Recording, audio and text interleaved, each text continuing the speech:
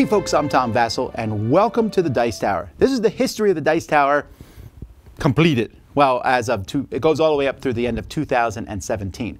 Now, this is not new videos. If you're watching this, I've done a series of, I think 14 videos on the subject. And this is just a combination of those videos put together, just in case someone wants to sit down and watch 4 hours of this stuff. I can't imagine anyone wanting to do that. And if you do it, let me know. I'm curious. So realize that these clips were made and edited originally to be by themselves. But now we're just putting them all together. So there might be a little bit of odd editing between them because I'm just going through them one at a time. But this is from the very beginning of the Dice Tower, known as my birth, all the way up to the end of 2017. So I hope that you guys enjoy this. Well, it's time for me to gain a little bit of weight, since when I first started recording these, I was a little heavier than I am now. But hey, I think that's a good thing, right? I'll get thinner as the series goes by. Let's get started.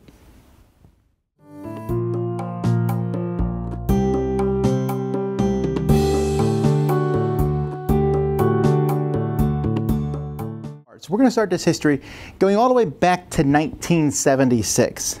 Now, I've always tried to make it a point that the Dice Tower is not Tom Vasel, or not just Tom Vasel, myself. It is everybody, hundreds of volunteers. But it kind of started with just me. Well, technically it started with John and Debbie Vasel, who had me in 1976. Now, I don't remember a lot about my childhood, but I want to talk a bit about the different games that I played throughout my childhood, and those, they do kind of stick with me. I think the earliest memories I have of playing game might be the Game of Life, and part of that is the spinner, right, and the mountains, and driving the car, and putting people in, and having kids, and making money at the end. And my dad would never let me put the money on the gambling thing because we don't gamble. And I remember these things, and it's not really that great of a game, but that spinner fascinated me, and it brings me to the point that kids are attracted to these things that look pretty and beautiful and fun and do something cool. And that did do something cool. But I think maybe the earliest strong memory I have of board gaming is probably Monopoly. Can you imagine Monopoly? But my mom was a couponer and did double coupons and refunds and rebates and all that stuff. And she got an anniversary edition of Monopoly in, which I thought was one of the coolest things I've ever seen. I couldn't believe how many pieces it had. It had metal pieces, that were shaped like different things. And I remember playing Monopoly against my parents, and I remember distinctly crying during the course of the game because I was losing, because all I had were like the railroads, and they had these properties. And then my dad drew that card that said go to a railroad and pay them double, and I came back and won that game. I don't know to this day whether my parents pulled some sort of chicanery and let me win, but at the time when it happened, I was like, wow, what a great moment to think you're losing and come back and win, something I'm still kind of looking to today. So this was kind of the games that I played as a young child. Uno was one that my parents and my brothers and sisters they played night after night after night after night after night. And I wasn't a huge fan of Uno.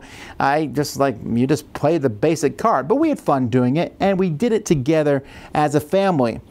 Another thing that my parents kind of taught me during this time frame was they're using games kind of as an outreach. We had people over to our house all the time. My parents invited people over from church, especially people who had nowhere else to go. I don't ever remember a single holiday in my house where it was just my family, which it could have been because I have 2 brothers and 2 sisters, 5 kids, and yet we still invited over lots of people. When they came over, we played games. I remember many different games during this time frame. Many times I just sat and watched them. The adults would play some sort of party game like Balderdash or something like that. And Pit was one of the highlights where everyone's shouting and trading cards around and smashing the bell and laughing and yelling. And it really showed me just how gaming can make everybody have a fantastic time and a great time together. And not just Pit, but like I said, all these different party games. Balderdash was a strong contender there, but my parents were always bringing all sorts of party games, and everyone really loved them. But I wanted games for me, right? Even though we played games as a family, my mom was busy taking care of the house. My dad was working all the time. And so I wanted games of my own. I think one of the first games that I owned was Guess Who. Now, Guess Who's a very simple deduction game, right? Where you're trying to guess who the hidden person is on the other person's side. But I would sit there and try to think of different ways, and I sat there and would count out the different possibilities of making the other person getting the most bang for your buck. I want a 50-50 chance, not a 5 versus 15 or whatever it was.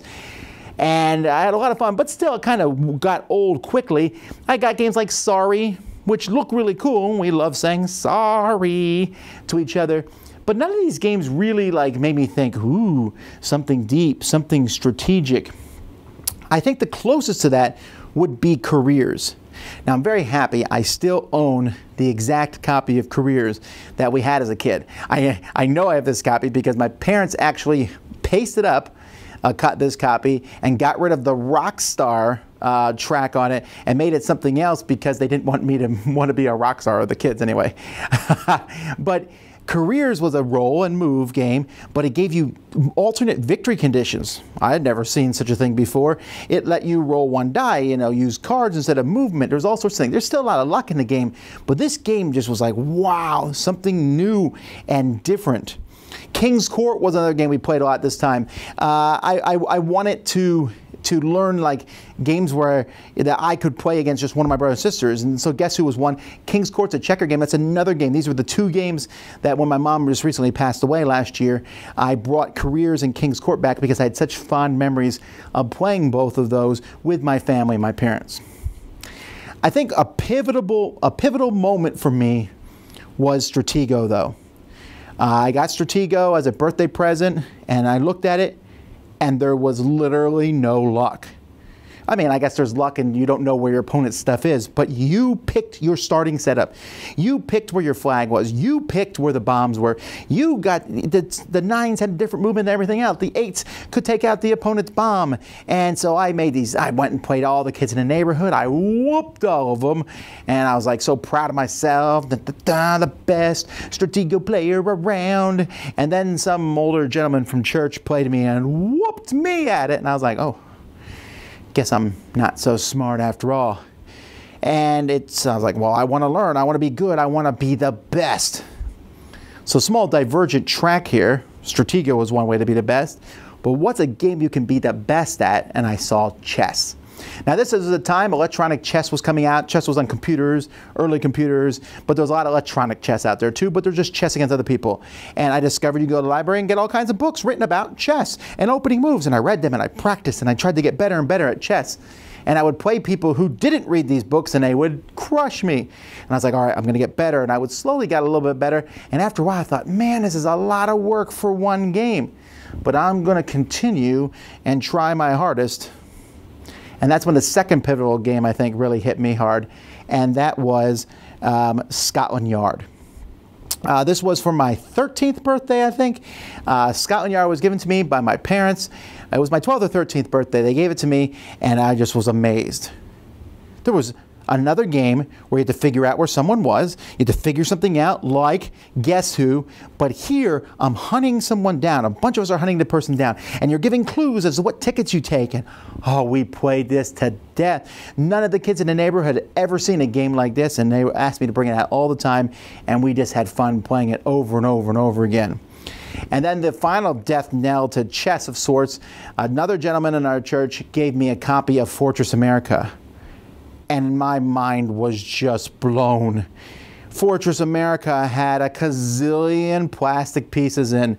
There were dice you rolled to attack little hover jets and helicopters, and I would sit there and play with them as army men, but I'd make this up. Me and my brother played it over and over and over again, and I would almost always play America, and he would play the invaders, and I would be like, I'm gonna stop you this time. I always beat my brother, but I mean, we would sometimes, I'd try different strategies and look at the lasers, and we were just, wow. My neighbors were like, wow, you have this cool game. And one of my neighbor friends said, I got a game like that too. Because on the inside of the box of Fortress America were two other games, Shogun, or Samurai Swords, and the other one was Axis and Allies. Now, Axis and Allies is one everyone knows. And my friend said, I got Axis and Allies and brought it out. And I was like, what? Another one of these games with all these pieces? Just blew my mind. So we played Axis and Allies, and he taught us the game, and this is where my rules lawyering came into play, because I would look at the rule book and be like, we're playing this rule wrong. You gave us money to start the game with. Well, you know we get that money every turn, and the more areas you control, the more money. That fundamentally changes the game. Yeah, my neighbors weren't so keen on me doing this. I think that's one of the first times, probably the last, that I got mooned during the course of a board game. But Axis and Allies, we played this and Fortress America all the times as kids. And then I found out that my other friends, they had games. One came out with a copy of the Eon Cosmic Encounter, which had I known today, I look back at myself and be like, do you realize what you have there? But I was like, what is this thing? And it was a fantastic game. 10, I think it was 10, 20, I don't remember how many races it was. There wasn't many. I remember the Macrons were like, they're overpowered. But not really, because you could only send one at a time. And man, we had fun playing that. But more importantly than playing that, or he also had Kingmaker, was inside these games, there was a catalog. Kingmaker from Avalon Hill, and also for Cosmic Encounter, they were like, you can get expansions. The word expansion for a board game hadn't even entered my vocabulary at that point, but like, wow, you can get more aliens?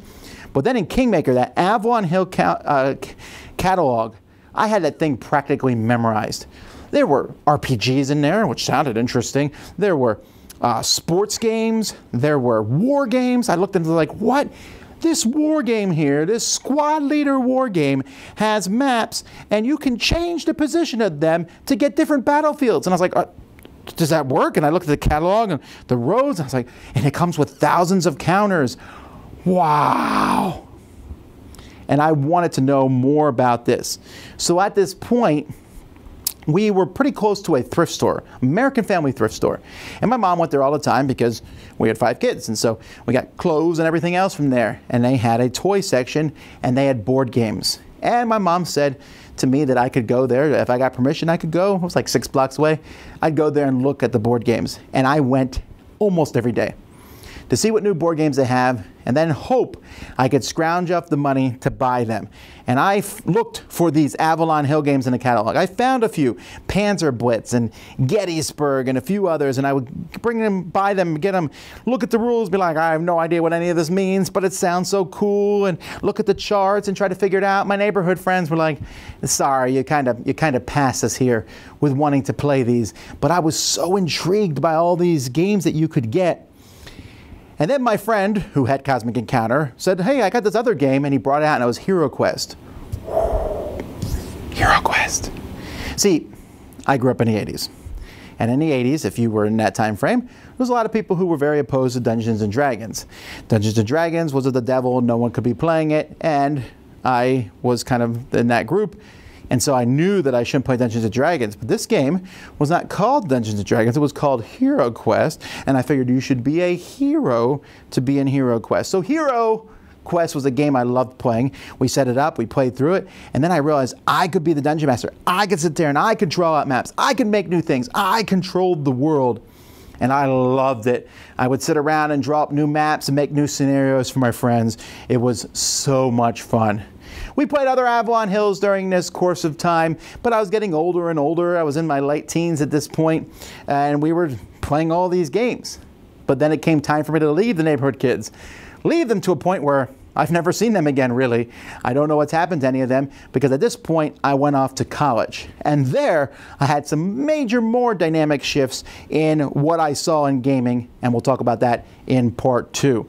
But in part 1, before we finish this, I do want to say a big thank you to my parents. You know, my parents, I don't think they're gamers at all, but there's 2 things that they taught me. One is games are fun, right? But the other was share gaming with other people. Like I said, they had people over, and there was always that gaming, and they started me down this path. At this point, I had no idea that gaming was even an option as a career or where it would become in the, in 2018. But back then, it was just something I loved doing. I didn't watch TV. We didn't have a TV at our house. I didn't play video games. I played them sometimes, not very often, but I played a lot of board games, and that's mostly because of my parents. So see you next time in part 2, where I talk about what happened when I went to college. It gets crazy. Well, not that way.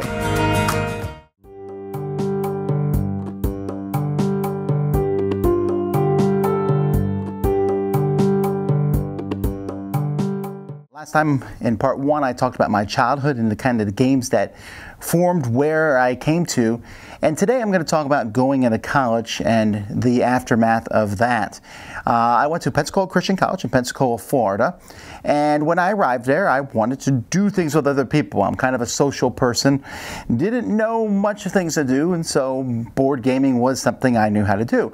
There wasn't a lot of board gaming happening at the college, but one of the first things I said is, I'm starting an Axis and Allies club.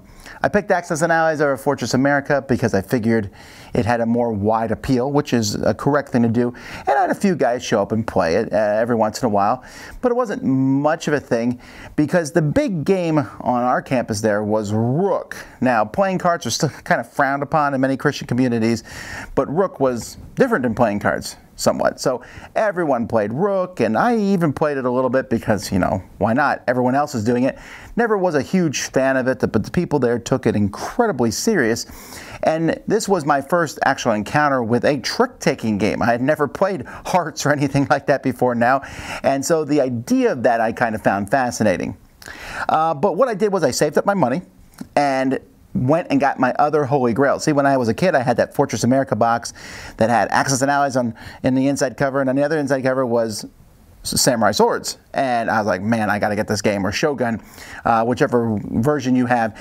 And so I went, Toys R Us had it, bought it, brought it, played it, and it was fantastic. We played it a lot of times. In fact, at this point in time, I also played Risk for the first time. I had never played Risk as a kid for whatever reason. And I was like, well, these are interesting games. But Samurai Swords, I didn't like it as much because I would play with people, and here's where I started to see negotiation come into play. When we were kids, we negotiated, but it wasn't like here we were with other adults and negotiating and people saying, well, Tom's a better player, so we should take him out. And I was like, oh, I don't know if I really like this whole elimination aspect of the game, but it's what we had. Now, then came a major swing. I was playing games once in a while. I was playing a lot more video games and computer games and things like that at the time. But I collected baseball cards as a child. And back in the day, I haven't seen this happen in years now. Then when there was a mall, every once in a while there would be a baseball card show in the mall. So they didn't used to have all those kiosks in the middle. There's big open spaces there, and they would have shows and baseball card shows. And so I would say, hey, there's a baseball card show. So I went and looked at it. And I was at the baseball card show, and I saw this game called Overpower, Marvel Overpower. Now, I had heard about Magic the Gathering, I think I read it in Games Magazine. I said, that sounds like an interesting idea, and didn't think much more about it. I saw Overpower and I said, well, it's Marvel superheroes. It's kind of like Magic the Gathering, it looks like. Okay, I don't know what that's like. Let's try it out. So I think I bought 3 starter decks, took them back, played them with my roommate and the guy across the hall. We were like, oh, this is very interesting. Let's try it. We played it some more. I played it with one of my friends at the time. His name was Rod. And Rod played it, and Rod was like, nah, this game, I don't know about it. The next week, he showed up with his own deck, except he had added some cards because apparently you could buy booster packs for this thing. And suddenly my mind was blown. What? You can buy more cards? You could even, as we found out when we went to this smoke-filled little game shop in Pensacola, you could even buy singles. You could pick the cards you wanted. And there was another expansion just about to be added. So we started playing this, and this really was like, suddenly became the focus. I just wanted to play this game all the time and play it. And I organized tournaments amongst things. I remember distinctly my first or second summer there at Pensacola, and there was a Rook tournament going on because Rook was still very popular, but there was also an Overpower tournament because that's what I was running. And I just wanted to bring people together and play this game. And so Overpower was good and it was interesting, and I wanted to see what else there was, so then I moved into Battletech. Still didn't move into Magic for whatever reason. I just was like, nah, I don't really want to get into this Magic stuff. Battletech, I've been reading the Battletech books. This is great. And it was made by Wizards of the Coast. And that was really exciting. It didn't have as many expansions as Magic, and never would, as I come to find out, but the game played really well. And so there became like a core group of like 10, 20 of us, and we played these collectible card games all the time. Overpower and Battletech back and forth. And then I met a friend, Sam Healy, who is still in the Dice Tower today, and he introduced me to Star Wars, the collectible card game, because Sam will be a huge Star Wars fan. And so I looked at this. This was a completely different game. This wasn't play cards and blow the other person up. Here there was movement. You moved around. There was a strong Star Wars thing, which at that point in my life I'd still never even seen Star Wars, which Sam fixed, went and showed me all the movies. And then I fell in love with Star Wars and said, this is really great. I read all the Star Wars books and really enjoyed the Star Wars collectible card game. And while I was doing that, I wanted to see kind of more about BattleTech. So I went and got into the BattleTech board game. Now, this was another thing to me. I never touched miniature games before. BattleTech was the first one. I think I bought City Tech. It was a box that came with a bunch of plastic miniatures, and you could buy their models. And then I went and read the rules. I built my own mech. I studied. I played it. Really didn't get a lot of people to play this game with me, but I just was so fascinated. One of the things I found at this point in time was that I had so much fun with Overpower and Star Wars and BattleTech and the board game card game, was just putting this stuff together on my own. Like I would, at work, I'd be working on an assembly line and I'd be sitting there and doing stuff, and when the downtime I'd sit there and be thinking about decks that I'd make for these, or how I could best build a mech for the board game. And so all this was just a lot of fun. And then, during this time, I also was like, I want to do more with superheroes. So I got into a game called Heroes Unlimited at that smoke-filled store, which had not a lot of games there. I don't remember much about that store except when you walked in, when I came home, I always had to change my clothes. But there was Heroes Unlimited on the shelf from Palladium. Now, Heroes Unlimited is not a good role-playing game. It really isn't. But it is an excellent building game where you can build characters, and you can build so many different characters. And so I built characters, and then I just ran a little role-playing group. I didn't know much about it. We got together every Sunday afternoon, and we went and played superheroes, and I got together with some of my good friends, and we had a really great time doing that. And that continued even as I went out of college.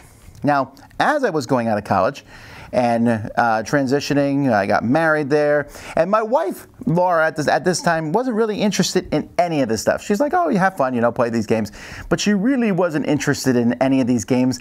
I never really found any kind of game that would fascinate her. We played a few board games here and there, but we didn't play anything that was like, I guess the only one I could really think of would be Balderdash. Balderdash, I guess I shouldn't say it. That's the only one I could think of. I distinctly remember that because it's one of the first games I played with Laura.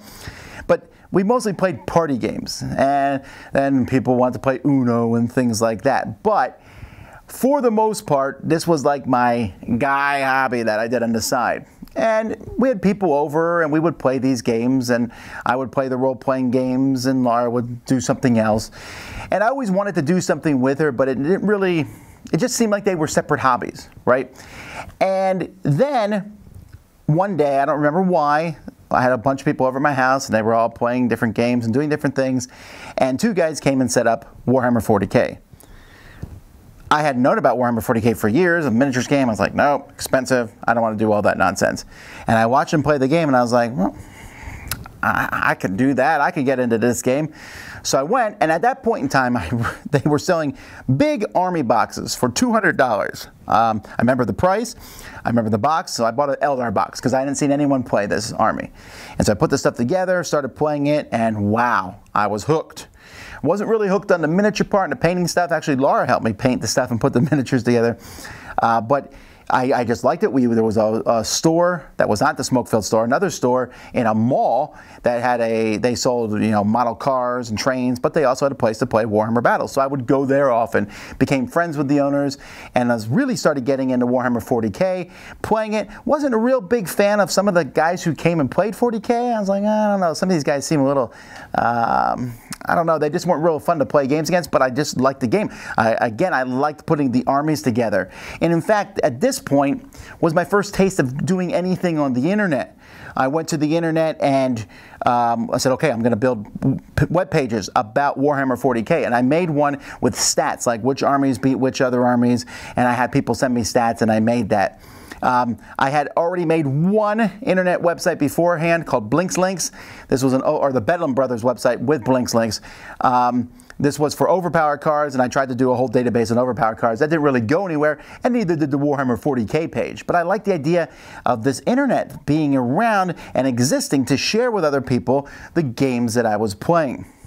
And then, we moved to Korea. That's another whole series of events, but we moved to Korea. And when I went to Korea, I left my Warhammer 40K game in storage because I was going to come back in 6 months and pick up where I left off. Except I didn't come back in 6 months. Well, I did come back, but we came back to grab more stuff to take back with us to Korea because we were going to stay indefinitely.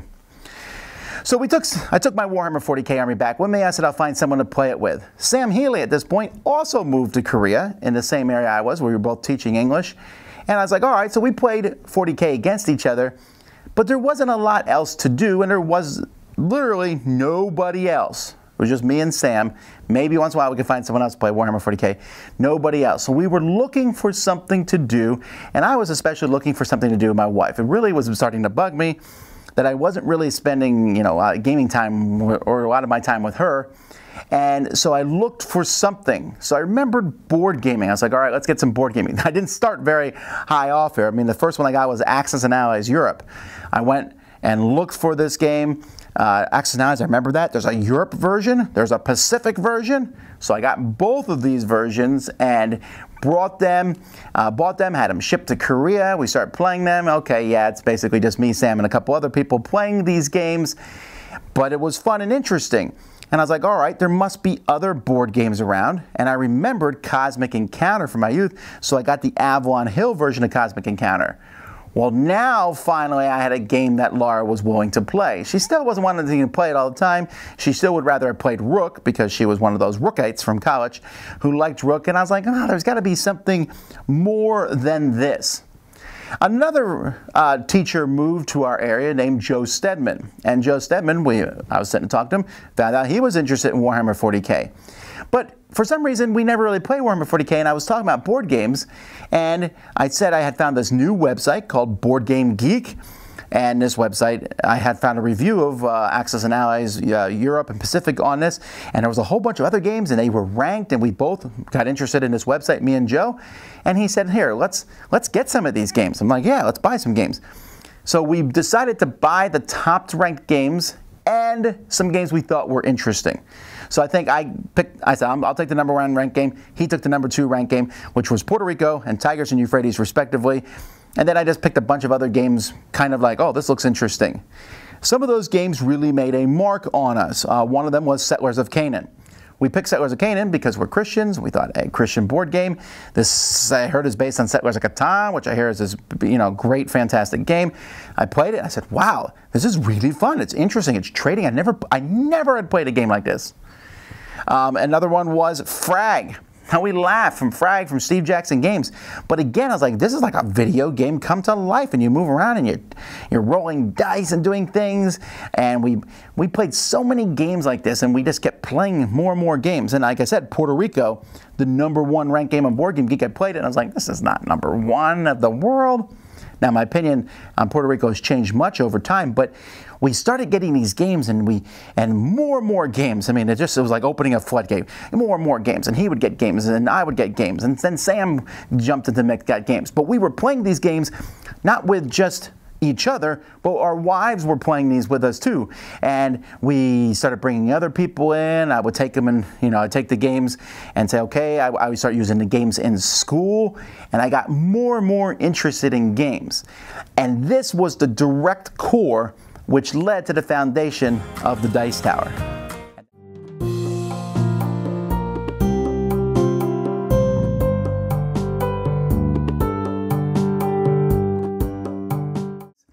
But last time I talked about from college all the way till I went to Korea. And in Korea, some of the board games that I started playing there and finding these designer board games with my two good friends, Sam Healy and Joe Stedman. So one of the games I played, Settlers of Canaan, it was very similar to Settlers of Catan. And at the time I thought, no one has written a review on this online, so I'll write a review of it. I saw other people writing reviews, and I thought, well, some people write reviews, and this seems like a way that I could help other people learn about these games. So I wrote a review August 10th, 2002. Well, that was pretty much all I thought about that, but somewhere along the line, someone saw that review, and they sent me an idea where they had, and I've since met this person a few years ago, where they were going to send out a group of games to different people. Like, you get a few games, and then they said everyone in your group needs to play the game and write little reviews and put them online. I said, that sounds cool. I wouldn't mind seeing some more games. So the first one I got was Pig Pile. We got a little pile of games, Pig Pile, and that was the next review I wrote, mostly because that was what I said I would do if we got it. We enjoyed it. It was a light game. It was a fun little game. We were getting all these other games, and I said, whew. But the next game blew us away, and that was Time's Up. This party game I thought was fantastic. I wrote an extremely glowing review of it. Really enjoyed that game, and still do to this day. And then I thought, well, these review things, that's kind of fun. I didn't think much more about it, and it wasn't until a year later, and I got a game, Duel of Ages, which at that point became my favorite game, and was my favorite game for a while, and is still one of my favorite games. And this game was so fun and so interesting, and I was so full of excitement, I had to tell people how much I liked this game. So I went online and I typed up a review of this, and the response was pretty good. I mean, looking back, it wasn't that big of a response, maybe 7 or 8 comments, several thumbs up, but people were like, woohoo, good review, we like your reviews. And I thought, well, I like that people liked what I did. This is something I could do more of, I think.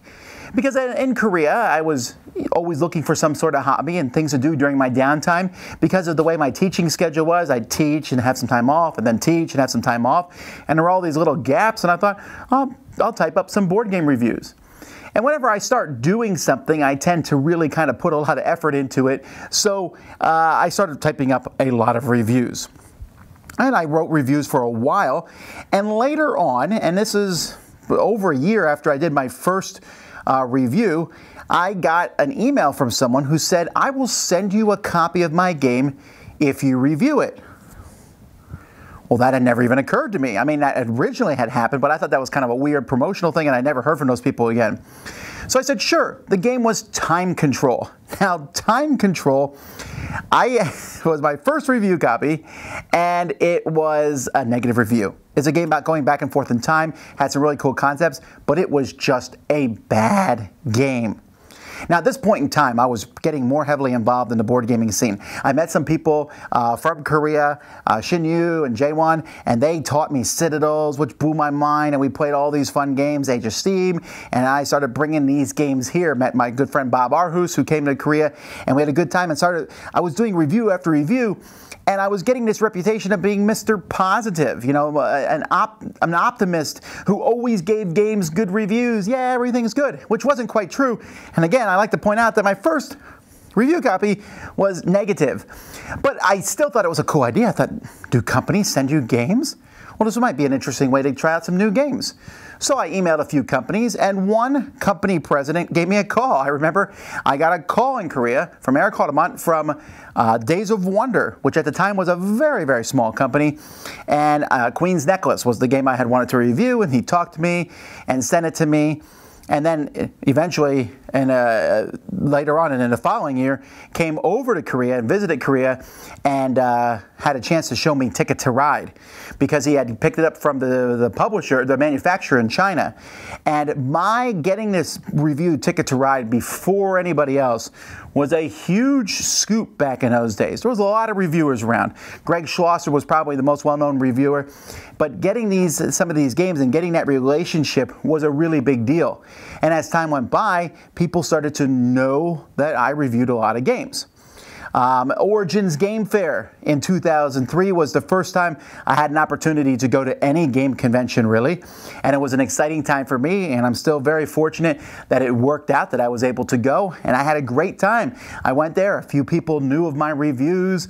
I was able to meet people and play games, and that was a really good time. And I was so enamored with the idea of conventions, and I had read about Alan Moon's Gathering of Friends, that I decided to start my own convention. Now, this has like completely gone out of my mind. I'm only telling you this because I've gone back and read hundreds and hundreds and hundreds of emails, and I'm reading these emails of me saying, I want to start a game convention, give me tips and things. Well, obviously that kind of fizzled out. We never did that. But I was like, oh, what else? What are different things I can do besides writing reviews? Reviews are good, but what are other things I can do? So I found a gentleman named Jeremy Avery. I don't know where he is today. He seemed to drop out of gaming a few years after this, but we decided to start a series of back and forth. And I kind of credit this. This is one of those times at the beginning I said, you know, a single voice is good in reviews, but it's always good to have multiple voices. This is something you'll see that we do even today. I love that this back and forth. And so we did this back and forth series called Musings On. I think you can find them, maybe some of them on Board Game Geek even now, where we would talk back and forth. In fact, one of the first ones was St. Petersburg, where I was the negative one, even though St. Petersburg is a game I like quite a bit today. But it was just, this was a lot of fun, and I had fun putting that together. I also started interviewing people at this point in time. I call it Interviews with an Optimist. I decided to spin off this whole Tom Vasel's always positive vibe and just start interviewing different people in the industry. Now, this was useful for two reasons. One, it gave me a lot of insight to the industry. Remember, when you jump into the industry like this and you learn these things, you learn them slowly. Sometimes I'll listen to people today and they talk about the industry and I'm thinking, well, you don't really understand all that stuff yet. But that's because you learn this, and talking to all these different people was fantastic. I did over 100 of these, but it also gave me a lot of connections and a lot of people that I was able to meet and learn from. And in all this, so all this is going on, one of the people I met online was Rick Thornquist. Rick Thornquist is very important and integral to the formation of the Dice Tower. He was working with a website, GameFest. They were a board game website that sold board games. They're since out of business, and they wanted to have regular columns, a column every day from different people, like a blog every day. And so Rick contacted me, and I was like, sure, I would love to jump into this and write a blog every day, or once a week on a certain day. So I started doing that and started forming a relationship with Rick. Now, around the same time, I was consuming board game stuff as much as I could, reading reviews, doing this. And then I found out there was audio. Dirk Sokol and Scott Alden from Board Game Geek started a podcast called Geek Speak. And this was a podcast with just them two talking, and then they started interviewing different people, and I found this fascinating. In fact, like one of their episodes, I think like the 11th or 12th episode, they interviewed me, which was great. I called in from Korea. I was so excited to be able to talk to these guys, and just, for me, writing was good, but I loved talking. And so that was a lot of fun for me. And then another gentleman, Mark Johnson, Board Games to Go, he started a podcast. And as he did this podcast, he said something to the effect of, anybody can do this. You know, why don't you try it? Give it a try. The world's wide open. And I thought, wow, this podcasting thing sounds interesting. I think we can do it. I was in my church and I was helping run the sound system. We had a small church, but a pretty nice sound system in the back with microphones. And me and Joe Stedman were like sitting there one day and we were thinking, we have all this audio equipment. Pastor says we can use it anytime we want. Podcasting sounds fun. I said, Joe, do you want to help me start a podcast? And he was like, sure. So we started our podcast at this point in time. And I went to Rick Thornquist on GameWire and GameFest, and I said, would you be interested in us putting up a show? Me and Joe recorded a show. We called it the Tom and Joe Show. I said it to Rick. I said, I need somewhere to host a show. Would you be willing to host this at GameWire? And he said, sure.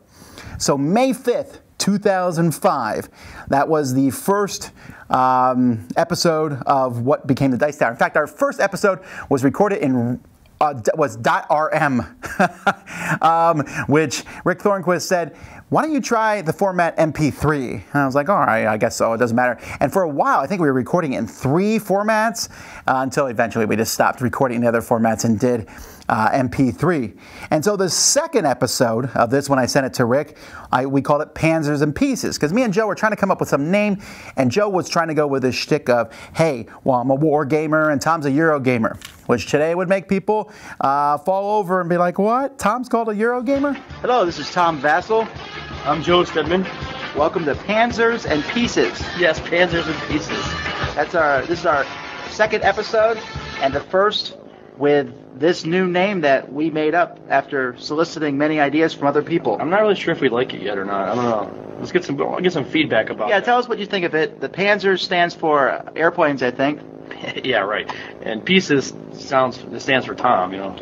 Yes, Joe wanted to originally had dice, but I wanted to take dice out because I thought there's so many Euro games that don't have dice in them. In fact, many of them, most of them don't. You know, every war game has a Panzer in it, so. Well, okay, but panzers make people think of war games. I like tanks and dice. We did this, and we called it Panzers and Pieces. And Rick sent me an email, and he said, listen, I never like to ask contributors this, but can you change the name? Panzers just doesn't work very well. It's not very war-gamey, the podcast anyway. German people might be not pleased with it. It might give the wrong impressions. And I said, all right, we'll come up with another name. And for some reason, I came up with the name The Dice Tower for episode 3, and it's stuck ever since. I was really happy with that. So we started putting this show together. We started posting it. So now I was doing written board game reviews, interviews with an optimist, doing this back and forth with Jeremy Avery, and now starting this show with Joe that we started doing a week at a time, a weekly podcast, and we had a lot of fun doing it.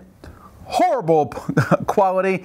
We really didn't know what we were doing, but all I knew is I wanted the show to have different sections, and I wanted it to end with a top 10 list. For whatever reason, top 10 list started in 2005, and here 13 years later, we're still doing top 10 lists. So this week we're going to do our top 10 card games. We'll start with Joe. We'll start from our 10th game and go to our top game of card games. What's our definition of a card game? For me, it was any game that was composed mostly of cards. If you think it doesn't belong, too bad. We are it's our show. You start your own show, and then you can say what you want. We're picking the category. Right. We're here having our own show. Now, at this point in time, I was trying to figure out what to do with the show, and Board Game Geek actually approached me and was wanting to know if we wanted to come on board. Now, you got to realize at this point in time, Board Game Geek was run by two people, Scott Alden and Dirk Solko. And had Board Game Geek been solely run by Scott Alden, I think we might be part of Board Game Geek today, actually. Who knows? But Dirk was just the method of him communicating. He was basically like, hey, you want to come on? Well, you really should be on our show. That kind of attitude. I was like, no, you know what? I don't think everything should be in one website. So we're going to go over here with GameWire, because GameWire had game news and blogs. And I thought it's good to have these two different sites on the internet. And so we did all this, and I went to Origins again in 2005. And it was unbelievable. Every publisher I talked to knew who I was. Publishers were giving me games. I came home with like 20 games. I was like, wow, so many games. And I remember I wrote Laura. I said, Laura, I'm famous. I didn't even know it. I'm not famous, but it was just so exciting to me for that to happen. And I became a celebrity and signed things for people. And I was like, this is kind of weird and stuff. But I loved being so involved in the gaming community. At this point, Steve, the cellist, I need to give him a shout out, helped me put together a website, the first Dice Tower website, which was not great, was not fantastic. We have since overhauled it twice, but I had a website, and now I could send people to that. And then Rick said to me, hey, GameFest is going out of business. What are we going to do? And I was like, oh man, Rick's the one who's hosting our episodes. How is this going to continue on? What are we going to do next?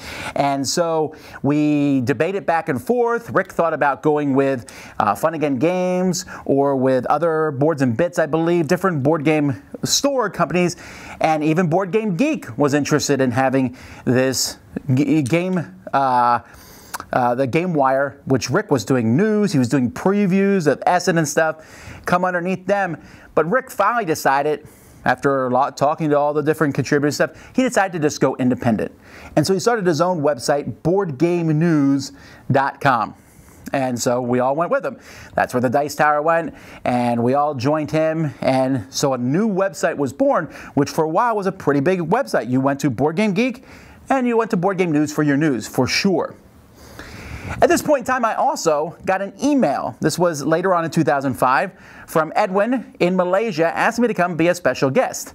I almost deleted the email because I thought it was a joke. Like, oh yes, I'm sure. We want you to come to our thing in Malaysia, sure, as a special guest for a board game convention. And I was like, wait, that's a little specific. And I emailed and said, are you sure? He said, yes. They paid for my ticket. I went in, I said, what do you guys want me to talk about?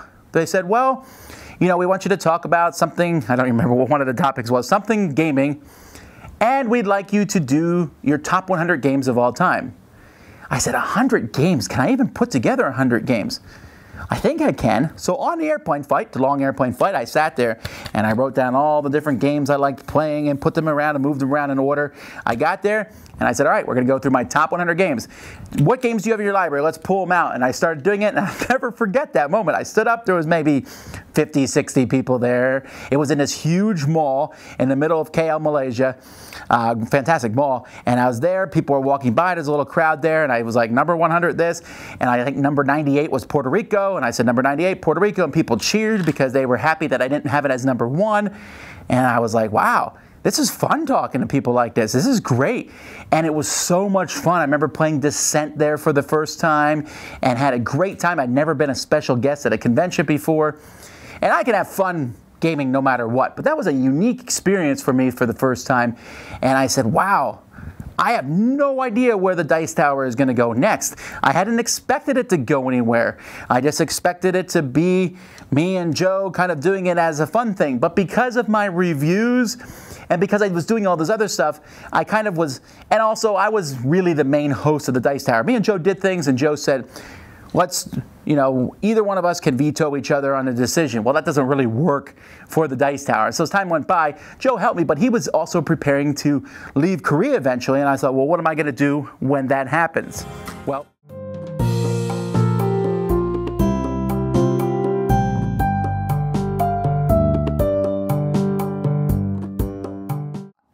so last time I talked about how I was running the Dice Tower podcast. We had it up and going, and now we needed to know where are we going to go next. But again, a lot of time people have these long, grandiose plans. They're like, what is the purpose of this?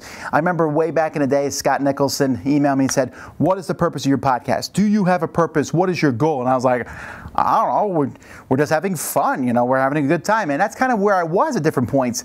And it wasn't until I was pulled into that conference in Malaysia and I said, well, maybe we can do more than this.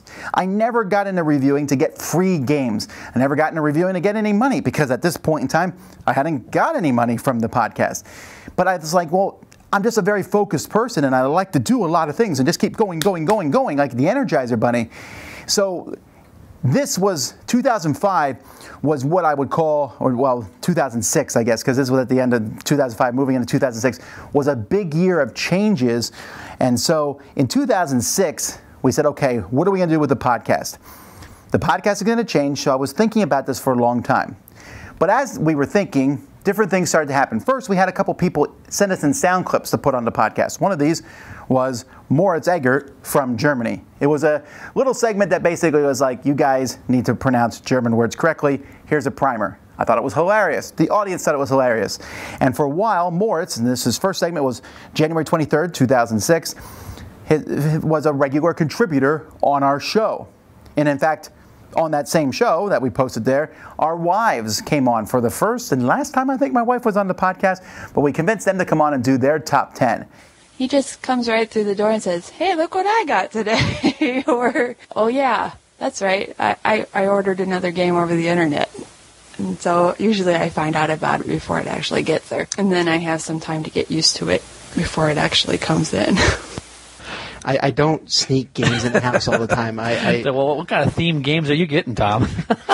So, no, I used to just make big orders and I'd forget to tell her and I'd say, oh yeah, by the way, I ordered a big load of games. And I was always looking for some new thing that we could do. In February 2006, Fair Play Games, I started looking to work with them, to have them host the show. I started looking around because I said, what can we do? We're working with Board Game News and this is great, but maybe we need some sponsors. Maybe we need to do something for this. And in March, our microphones weren't really doing well. And I said, all right, let's put out the call. Maybe we can get some new microphones for us to run it. And I was amazed that a few people sent money in. Again, this was before Patreon, this was before Kickstarter, and people just sent some money to us, and I was like, wow, I hadn't expected that, but we were trying to make our stuff better.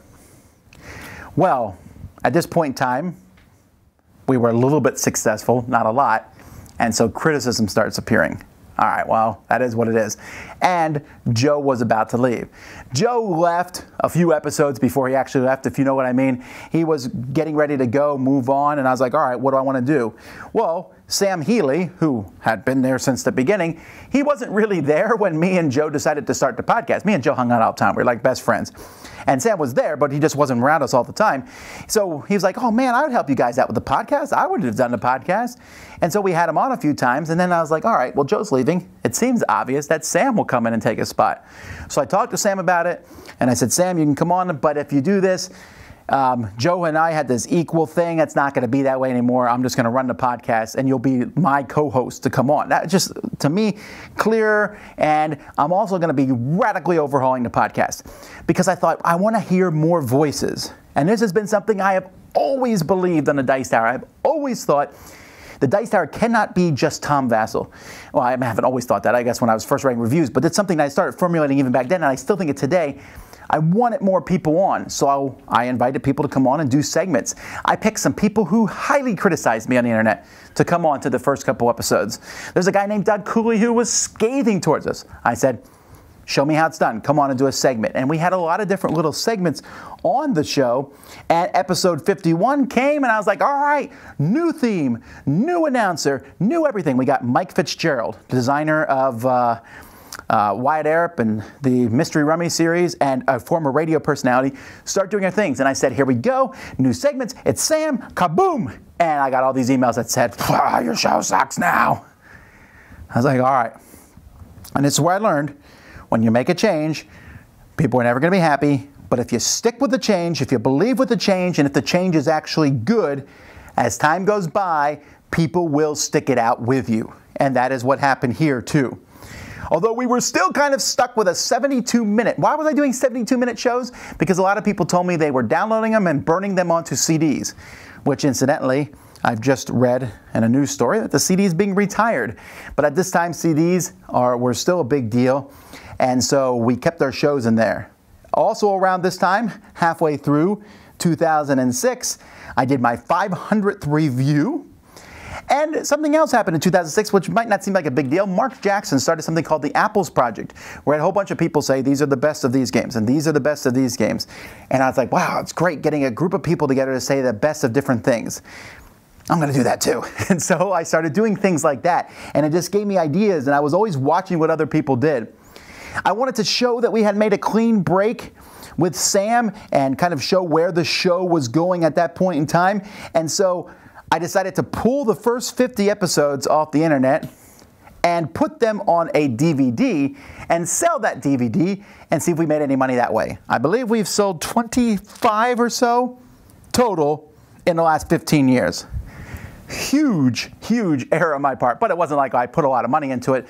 I just used one of those places where you can custom imprint it, but it was just like, wow. So that's not what people are interested in. People were interested in downloading and listening to this stuff. I was still running my interviews with an optimist. I did my final one with Stephen Glenn, and I said, all right, I'm getting tired of this writing back and forth with people. I really like the audio thing. I really like talking. Let's start some audio interviews. And I started some audio interviews, although that fizzled out pretty quickly, but the interviews with Optimist series kind of ended at that point. That was September 2006. In October in 2006, I decided that I was going to stop doing that column I was doing for Board Game News for Rick, just because the Dice Tower was taking up so much of my time. I started missing columns, and I hate missing things. I like to do things consistently. And then just a month after that, Rick Thornquist said, I'm retiring and I'm shutting down Board Game News. And I said, oh, no. Okay. What are we going to do with our show? This is where our show was posted. So I started scrambling behind the scenes. So first I went to Board Game Geek. I said, I know they offered me something way back when. And I said, hey, would you guys be interested? And they said, maybe. And Dirk Sokol said, yeah, you can come on and you can put your show on here. And I said, okay, but I want to check with some other places first because we might be able to get some compensation. He said, well, you're not getting any compensation from us. I said, all right. Gotcha. I wasn't asking for it. I just was trying to think of the different options. And I talked to Fun Again Games, and they had some sort of thing where we could get some games at cost from them if we hosted our show there. And I said, great, Fun Again Games. I really like these guys. I did some other work where I wrote some blurbs for their website, and they were able to fly me to Origins one year. So I thought, hey, I like working with these guys. I said, all right, let's do it. Let's work with Fun Again. Rick Thornquist said, good news, even though I'm retiring. we have a new writer who's taking over Board Game News, Eric Martin, one of the columnists. And I said, oh, man, sorry guys, I already agreed to leave and go have fun again. So it was what it was. I probably would have stayed with Board Game News otherwise, but this gave me a chance to go and have a sponsor. And Fun Again Games, which has just, as of me doing this, announced that they're no longer been online store any longer, but they were good by us. They did good. They were fantastic to work with. I never had one problem with them. Although at this point in time in 2006, I was still posting the show by sending it to someone at Fun Again, and then they would post it. That's what I've been doing with Rick, which was great, but sometimes when you send something to someone that doesn't get posted right away, I now post the show myself, which still doesn't always work right, but it was just another step that I was doing at that point in time. We were still looking for ways to maybe monetize Dice Tower a little bit. Again, it never occurred to me that this was a job or anything. I just was thinking, we get a little bit of money for efforts. We started selling dice boots. They were Dice Towers, but they were a specific one, and we got it and printed with the Dice Tower logo on it, which someone had made us a Dice Tower logo at this point. Super cool. We got a Dice Tower logo. In fact, I had Origins. When I went to Origins, I said, we're going to start pushing this Dice Tower logo. I had magnets made, and I had this big box of magnets, and I got to the airport, and the airport said, you can't put that into your luggage. I was like, what? It's a big magnet. I was like, oh. I said, can I have some of the magnets? So I put like 30 of the magnets and took them and handed them out at Origins, then shipped the rest to Rick, and he just handed them out at other conventions. But I said, we got to get our name out there. We got to get our brand out there. I'm going to buy some stuff, but if I'm going to buy some stuff, I need to get some money to buy this stuff with. And that's what the Dice Boots helped us get it. So we were kind of slowly starting to brand. I would go and just print up flyers about the Dice Tower. I walked to one guy. I remember was meeting people and be like, hey, I'm Tom Vassar from the Dice Tower. Will you listen to my podcast? I did what I could to build the Dice Tower up.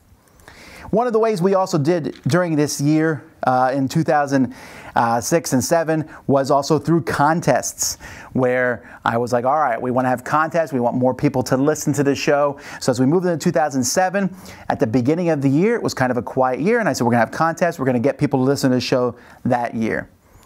And that's when I almost quit reviewing.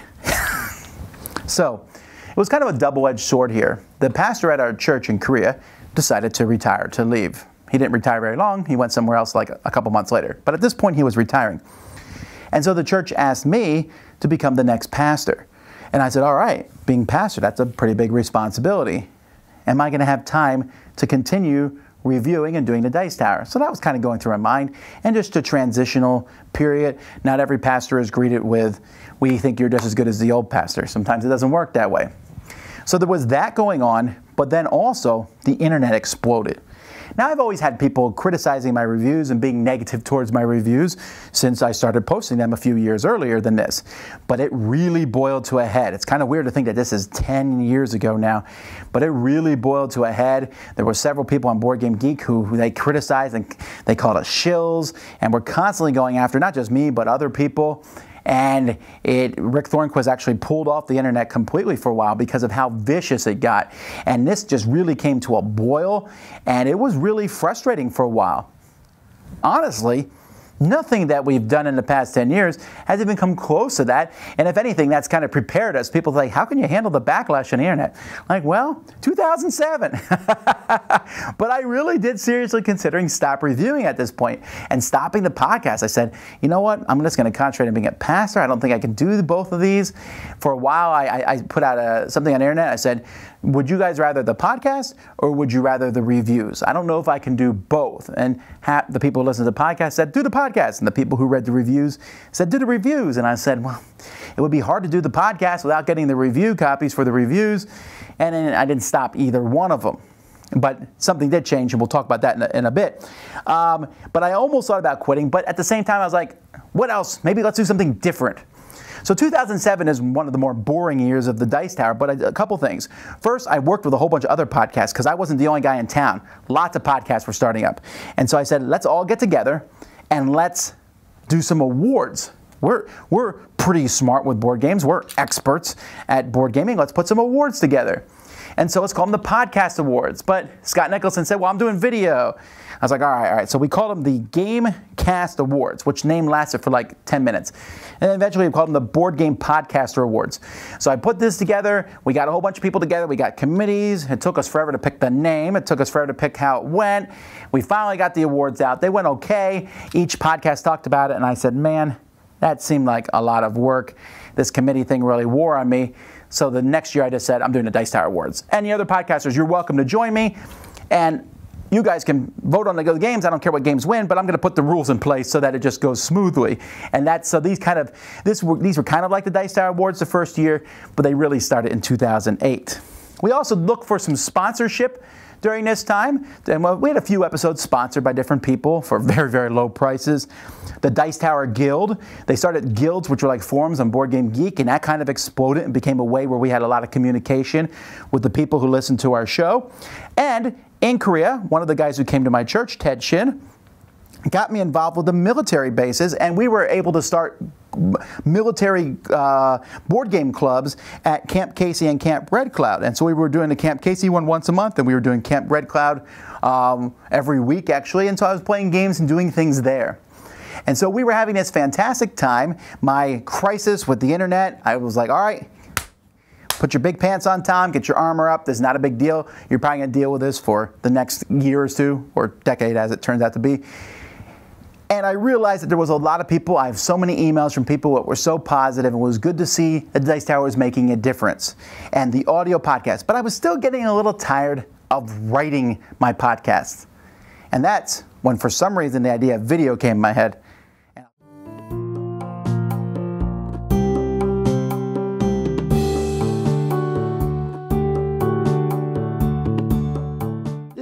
In this segment, I want to talk about 10 years ago in 2008, and basically how I transitioned from writing reviews to doing video reviews. So at the beginning of the year, I got a Mac laptop. I'm not sure what made me get it. Someone at school recommended it. Up to that point, I had been using PCs, and I thought, well, maybe I could do a video every once in a while, something. And in fact, at the very beginning of the year, I took a couple videos, one of me and Sam preparing to do the Dice Tower, and one of me and Sam actually recording the Dice Tower. Be some pretty great things like Tide of Iron and Fire and Axe and Marvel Heroescape. While other games we were looking forward to, like Stonehenge, and even Sam was looking forward to Cineplexity. And then there was a few things we were looking forward to that never happened, like Supernova, Merchants and Marauders, Descent campaign expansion. There was just some things that didn't happen. So Struggle for Rome is that Catan version, right? Right. Yeah. These weren't great videos or anything, but I took these videos, posted them online, and some people were interested to see behind the scenes. We figured it'd be a good idea to show people that was just basically two guys doing a podcast together. At the same time, I was trying to figure out how to make the show better. Now, this has always been something I never want to go into another year without doing something different that year. And so one of the things I was trying out now was an enhanced show. I didn't know much. I knew that the Spiel podcast, they had been doing this enhanced show, which was basically a show that Apple was supporting, which they've since stopped, where you could listen to it and it would have chapter breaks in it. It would have pictures. You looked at your iPod, which people were using back then, and you could see the pictures of the thing. It was a ton of work to do, but I finally figured out how to do it with the help of these guys, and I started putting that up each week. Also, in 2008, for whatever reason, we got a sponsorship from Your Move Games. Your Move Games, which is kind of a dead company at this point in time, but the owner of Your Move Games liked our show, wanted to support us, and so supported our show. It was pittance, really, compared to what we have now. It wasn't much, but it was enough for us to say, hey, we can buy some new microphones, we can do some new things, we can travel to a convention. It was a pretty big deal for us at the time. I also had a chance during this time frame at the beginning to go to Malaysia again. This time it wasn't for a convention. I still look at that first Malaysia convention as the thing that kind of catapulted me into looking at the Dice Tower as a big deal. But this second time I went for a teacher convention. In fact, I went as somebody who was doing seminars on how to utilize board games in the classroom. I'd done that at a few other conventions. So back in Malaysia again, I went and met up with some people. I remember distinctly playing Agricola for the first time there. And there was a full newspaper article that the Board Game Cafe owner Edwin had written up on me. He did like a weekly column about board games. He was so excited. It was pretty neat. Unfortunately, I don't have a copy of this newspaper article anymore, but that was a lot of fun. In the beginning of the year, I also was approached by Bernie DeKoven, known as Major Fun. Major Fun, now he was a guy who talked and worked about making play a serious thing, and he did short reviews of games. And he approached me about becoming the next Major Fun, or at least working with him for a while. Now, just recently, March 24th of 2018, Bernie passed away. He was a very fun-loving person. I met him in person, I think, once, but we chatted a lot through Google Chat and just through emails. And I even wrote a few small, these are like short reviews. I found one I did for Bucci Ball. I think that was the first one that I did. And for the Major Fun website. And it was just too much, right? At the time, I was like, I'm not sure I want to split my brand, Dice Tower brand. Could Major Fun become part of the Dice Tower? I wasn't really sure. So that kind of fizzled away as time went by, because at the same time, I was now full-time pastor of the church there in Uijeongbu, Korea. And that took up a lot of my time. I had considered dropping board gaming completely to look at the church, but I realized I needed some sort of outlet to do things elsewhere. And so I was still writing reviews at the time. I got a lot of criticism on my reviews when I would write a review. I'm not a great writer, I know that. My wife would edit the reviews. And I got some criticism. I remember a game designer saying I wrote like an 8th grader, which was a little insulting to me because I taught 8th graders and I felt I'm slightly better than that. But be that as it may, one person said, you know, you had some mistakes here. I'll edit your reviews. And I said, sure. So that's Paul Sauberer. And so I started sending my reviews to him and he would edit them. And we started this, I think, in 2008, where he was editing my reviews and I was posting them. I was still also running kind of 2 game groups, one on the military bases at Camp Red Cloud and Camp Casey. Major Ted Shin had helped me set all that up because there's a lot of paperwork to be able to get on bases. But that was fun. I would run one, I think every Tuesday night I would run one, and then one Saturday a month we'd run a bigger one. And I was also running occasion ones where I would gather together Koreans and English teachers who were off base together to come and play games. And during this time, I decided, I mentioned in the last one where we had run the Podcast Gaming Awards, I decided that I didn't want to deal with all this committee stuff. I just wanted to get these awards out, so I called them the Dice Tower Gaming Awards. I invited all the other podcasts to join me, and it wasn't like I was picking the awards. I never have. I just wanted to say, here's the categories, this is what we're doing, this is how voting's going to work, now let's do it. And it did make things a lot smoother, and I was very happy with them. Giles Pritchard, one of the contributors to our show, really helped and took charge and helped get together all the different awards for that time frame. Another huge thing that happened during this time was Timothy Pinkham contacted me. He said he was a composer, and he was interested in making the Dice Tower theme. I was thrilled to have my own theme. We had been jumping around from theme to theme. It took him a long time, I want to say almost a year, to get that theme done, which I do not, I mean, that's a lot of work to put music there. But he got me the Dice Tower theme. I was very pleased with it. And a few weeks later, he had even made a jazz version of that theme for me so that I could use that. And that's the one that you often hear as the opening for our video. In fact, I think our jazz theme is probably more well known than the actual regular theme. So all this was going down. I was like, okay, we got to get this podcast. Well, I want to make sure it's good. I ran a huge survey on the podcast. And in May, I decided to cut the podcast. It was getting close to 90 minutes. I cut it back to 70 minutes because some people were still burning it onto DVDs. I had a lot of contributors, so I split them between the 2 different shows. We were at 3,000 downloads at the time, which I thought was humongous. I was so pleased about that. But I kept looking at this MacBook I got, and I said, it's so easy to record videos on it. And I knew that it was coming up time for me to do my annual top 100 list. I had just been typing it out and putting it on. I was like, man, that's a lot of work. What if I just sat in my game room, because I had a cool game room. What if I just sat in my game room, set my laptop up, used the webcam, recorded myself? I knew that I liked to talk. Talking for me was so much easier than writing. And it seemed like it would be a lot easier editing-wise. Just record and I'm done. I wouldn't have to sit there. My wife wouldn't have to go over it again.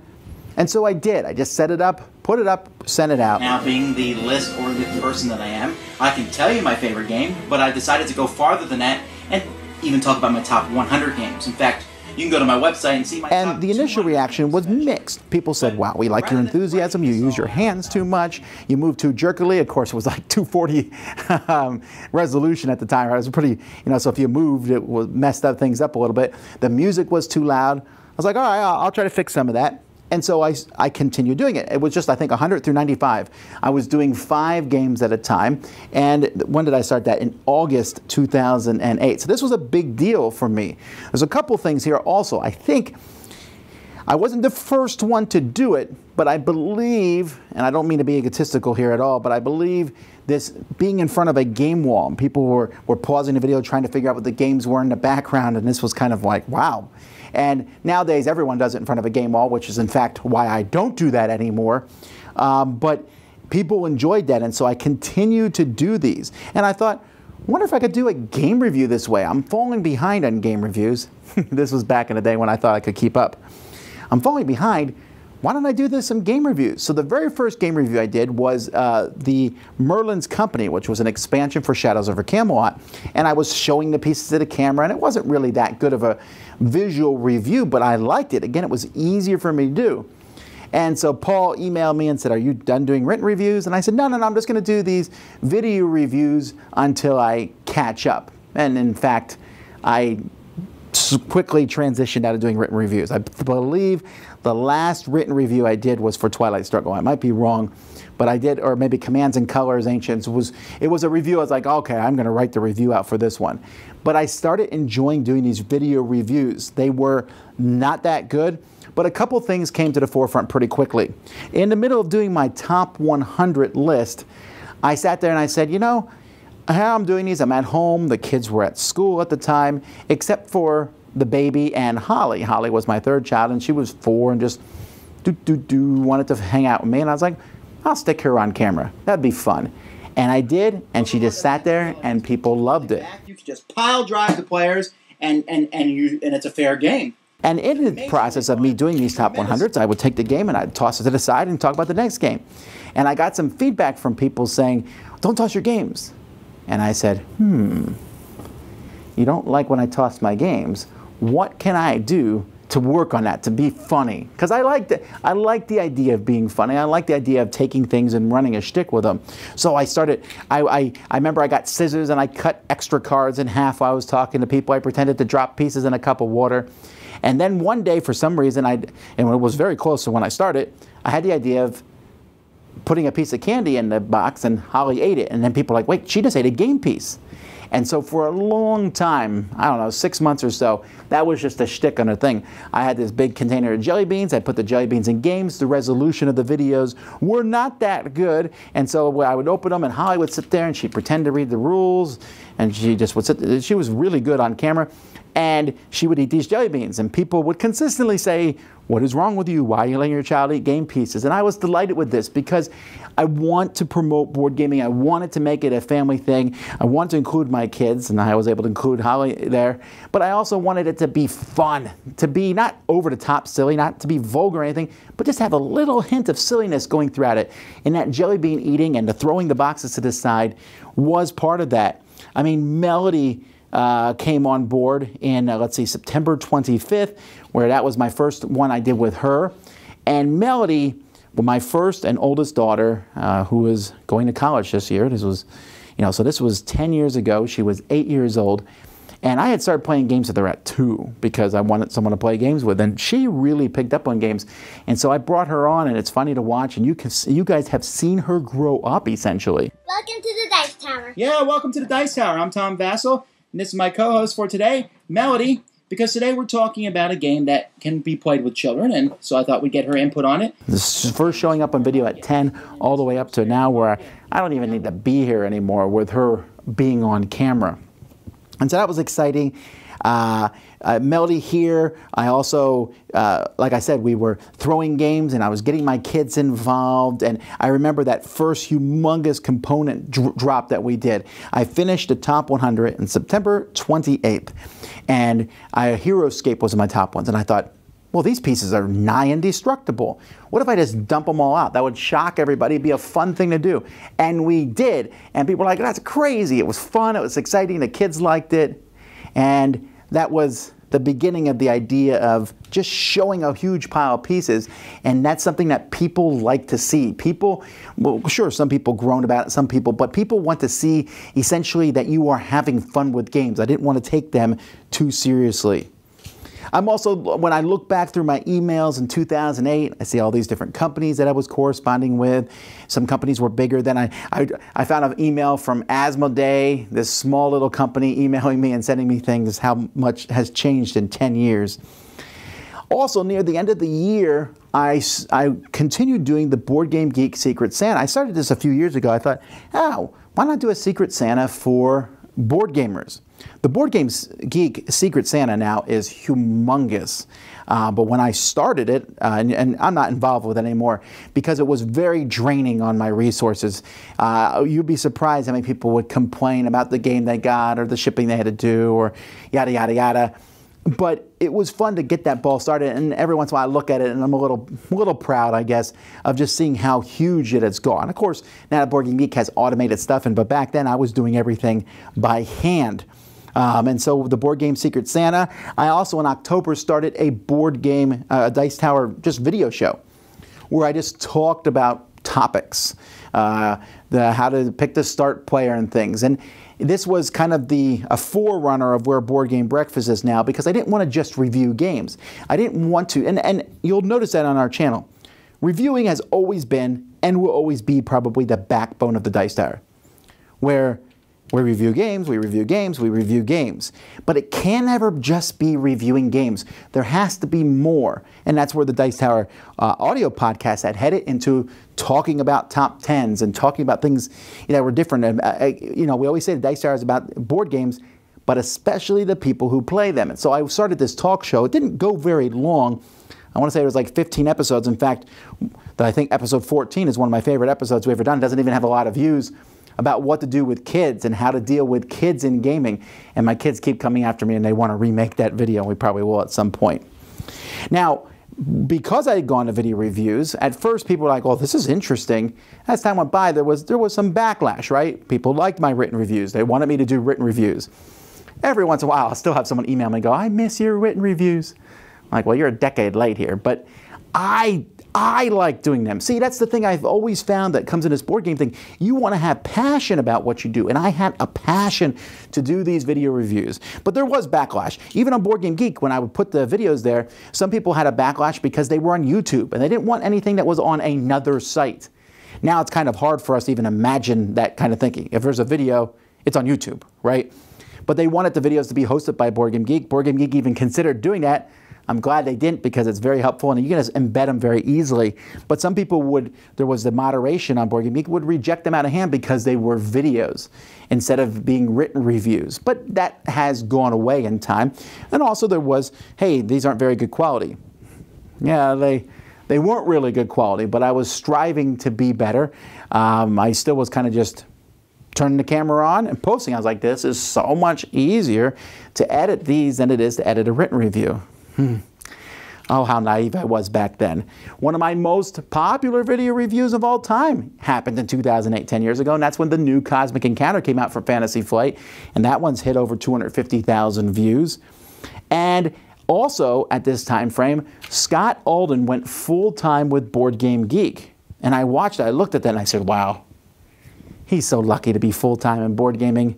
The Dice Tower is my hobby. I could dream, I wish I could be full-time and, have a big website out there. But, yeah, that's good for him. I've always liked Scott. I thought good things. But that was in my head. I was like, man, wouldn't that be cool to be full-time? But the video thing, by the end of 2008 and moving into 2009, that was that. I was hooked. I liked the idea of talking to people. I liked the idea of making videos, this top 100, and making reviews. And pretty soon, that's what I was doing. Just video and the audio, and the written stuff was a thing of the past. Writing is good. I read written reviews myself. But video was where I felt at home and felt comfortable.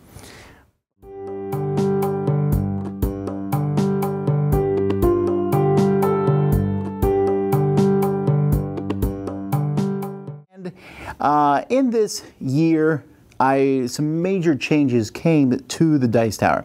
Now, in 2008, I started up the video thing, and it kind of exploded. It went a lot farther than I would be. I kind of started as a lark, just turning on my laptop computer and recording stuff, and it just really went well. In fact, early 2009, I did a review of Dominion, which is still one of my highest watched reviews of all time. Not very good review at this point in time, but still. And I had started a vlog series, which kind of petered out at the beginning of 2009. Now, the whole vlog thing wasn't really coming, and said I was trying to figure out where is the future. See, that's the thing with the Dice Tower. I'm always saying, what's the future going to be? But we're not sure. YouTube wasn't this huge thing in 2009. It was a big deal, but it wasn't huge. So I was thinking, is it YouTube? I started posting my videos simultaneously to Vimeo too, which is still around, but nothing really compared to YouTube now. And I started getting rid of board games at this point in time too. The culling games. I took people on a tour of the game room. My game room was a very different experience than it is now. Now I have like 350. Back then I had well over 1,000, and my system for gaming a little similar to what it was now. But I had almost a completely different game collection at that point in time. Now Ruby was born, my sixth daughter, and so now I had six kids, which was a lot. And you know, the whole video reviewing thing was a lot of fun, and I was doing it, but it was keeping me busy. At this point in time, I was a full-time pastor of Weejumbu Baptist Church in Korea, and I was also a part-time teacher at the school there. We're teaching high school math. And I had the kids, and so things kept me busy, but I was still wanting to do different things. That year, I went to Origins, because at this point, Origins was still the only convention I could really go to. It was the one during the summer, during my time off, that I could go to. And I remember going there and being on a podcasting panel that was there. Now, this was kind of a unique thing, and we're going to come back to this Origins podcasting panel. But something major happened fairly shortly before Origins. When Melody was born, when she was a couple years old, Melody had a seizure, which scared me and Laura to half the bits. We rushed her to the hospital, and they said it was fine. It was a febrile seizure. She started getting these seizures, and she had them various points, and then they went away by the time she was 4. They say 1 out of 25 kids gets these. They're not harmful. We learned how to do it, cool the kid down and everything. Well, my 5th daughter, Clara, had this seizure happen to her. And we were like, oh, seizure. We know exactly what to do because we dealt with this with Melody. Except she didn't come out of her seizure. She was in her seizure for 10 minutes or such. And we raced her to the hospital as fast as we could. And she was in a seizure and wouldn't come out of it. They finally sedated her to the point where eventually she came out of it. But when she came out of the seizure, she didn't recognize us. We had a hard thing, and eventually they sent her home, and she was responsive again, but there was something a little off now. She was a very, very bright little child, and that brightness seemed to be gone, and she started having seizures more often. And so this was something that started weighing on us. Like, we did not know what to do. South Korea has very, very good hospitals, but the doctors did not know what the problem was. So this happened in June 4th of 2009. At the same time, at the very beginning of 2009, Sam decided that his time in Korea was up, and he was going to take him and his family back. And he looked for different jobs and found a job working in a church in California. And so he was going to be heading out the same time that all this went down with Clara in June. So he and his family went, and I now am suddenly looking for a new co-host, because I knew that when Sam landed, he was going to be reconfiguring and doing things and would be very busy taking care of his family. And so I wanted to find a co-host, someone that I could work with on the Dice Tower. And you know, it's kind of funny, because if I was doing this now, I might say, oh, there's all these names. But at the time, I was like, I don't know anyone at all, really. And it came to my mind, Eric Summerer. Now, Eric Summerer had already been doing voice work for us on the Dice Tower. He was doing our intros and our outros. He had done 72-second reviews where he reviewed a game very quickly. And I really liked that idea of bringing Eric on board more. And I was like, well, I don't really know Eric that well, just our emails back and forth. But I thought it could be something that we could do. So I emailed him, asked him, and he was like, let me think about it. Yes. It was pretty much that quickly. And so we started talking about this and preparing for this.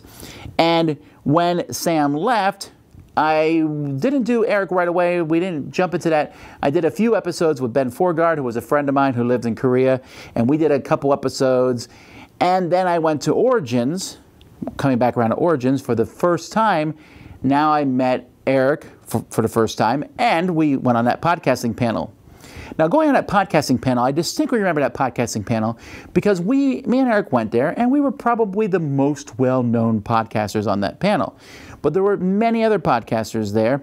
There was the folks from The Spiel were there. There was Cody and John from Game On with Cody and John, and there were several other people. And some of them were part of a network, the Pulp Gaming Network.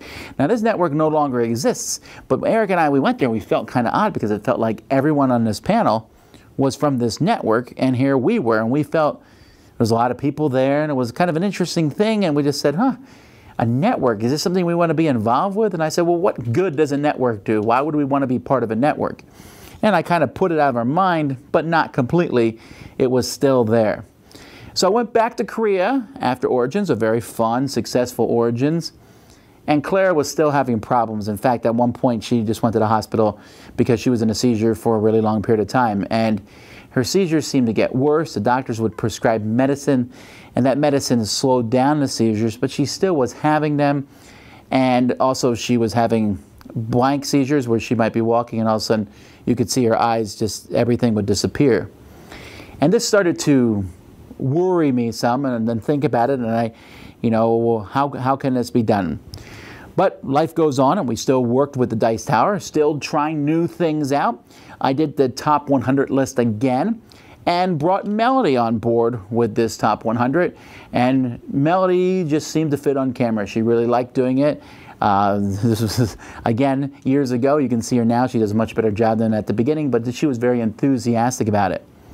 But I also started thinking, well, the channel could be more robust if it wasn't just me. So I brought on Melody. Well, Joe Stedman, my first co-host of Dice Tower, had been contacting me about being involved. So he started doing a few reviews for the Dice Tower of the bigger war games, the ones that I probably wouldn't touch, and doing those on the show. So now I have me and Melody and Joe, we're doing the Dice Tower video, and Eric coming on to the podcast. And Eric and I, there might have been a small fumbling at the beginning, but we really fit together hand in glove. And, it just really, it came together very quickly. I decided that we were going to, keep the podcast kind of the same as when Sam and I did it, just the exception of me and Eric. We would record via Skype, so I'd record at my place, he recorded his, and then Eric would help with the editing, which was a huge change for me because up to that point, when I recorded with Joe and Sam, we would record and I'd go and edit it for a while. Here, now they were helping with the editing, which really helped out a lot. Eric did. And so I added new segments and new people on. But at some point, I said, here we are, we've been in Korea for 9 years, and I want to do something different. I wanted to work with children. I was the full-time head pastor of our church, but I didn't necessarily want to be the full head-time pastor. I want to be someone who worked with kids at church, and you can't really go from being the full-time pastor to a lower pastor. That doesn't work very well. Not to mention the thing with Clara was really, really weighing on me. And I knew that even though South Korea has fantastic doctors, America might have something that could do it. And it had been a while since we had been back to America, and I was like, maybe it's time to go home for a bit. So after a lot of thinking and a lot of discussion, mostly with my wife, we decided to leave Korea.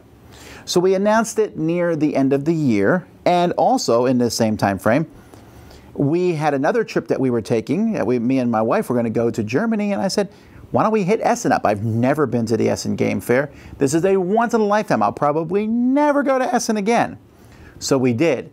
And it was a unique experience for us because we went, and some people knew who I was. It wasn't like I walked around, people like Tom Vassell, but a few publishers and designers talked to me. I had a great time. It was very tiring. I'd never been to a convention so crowded and full. I went with Laura, and she was less enthused about just walking around and looking at things the whole time.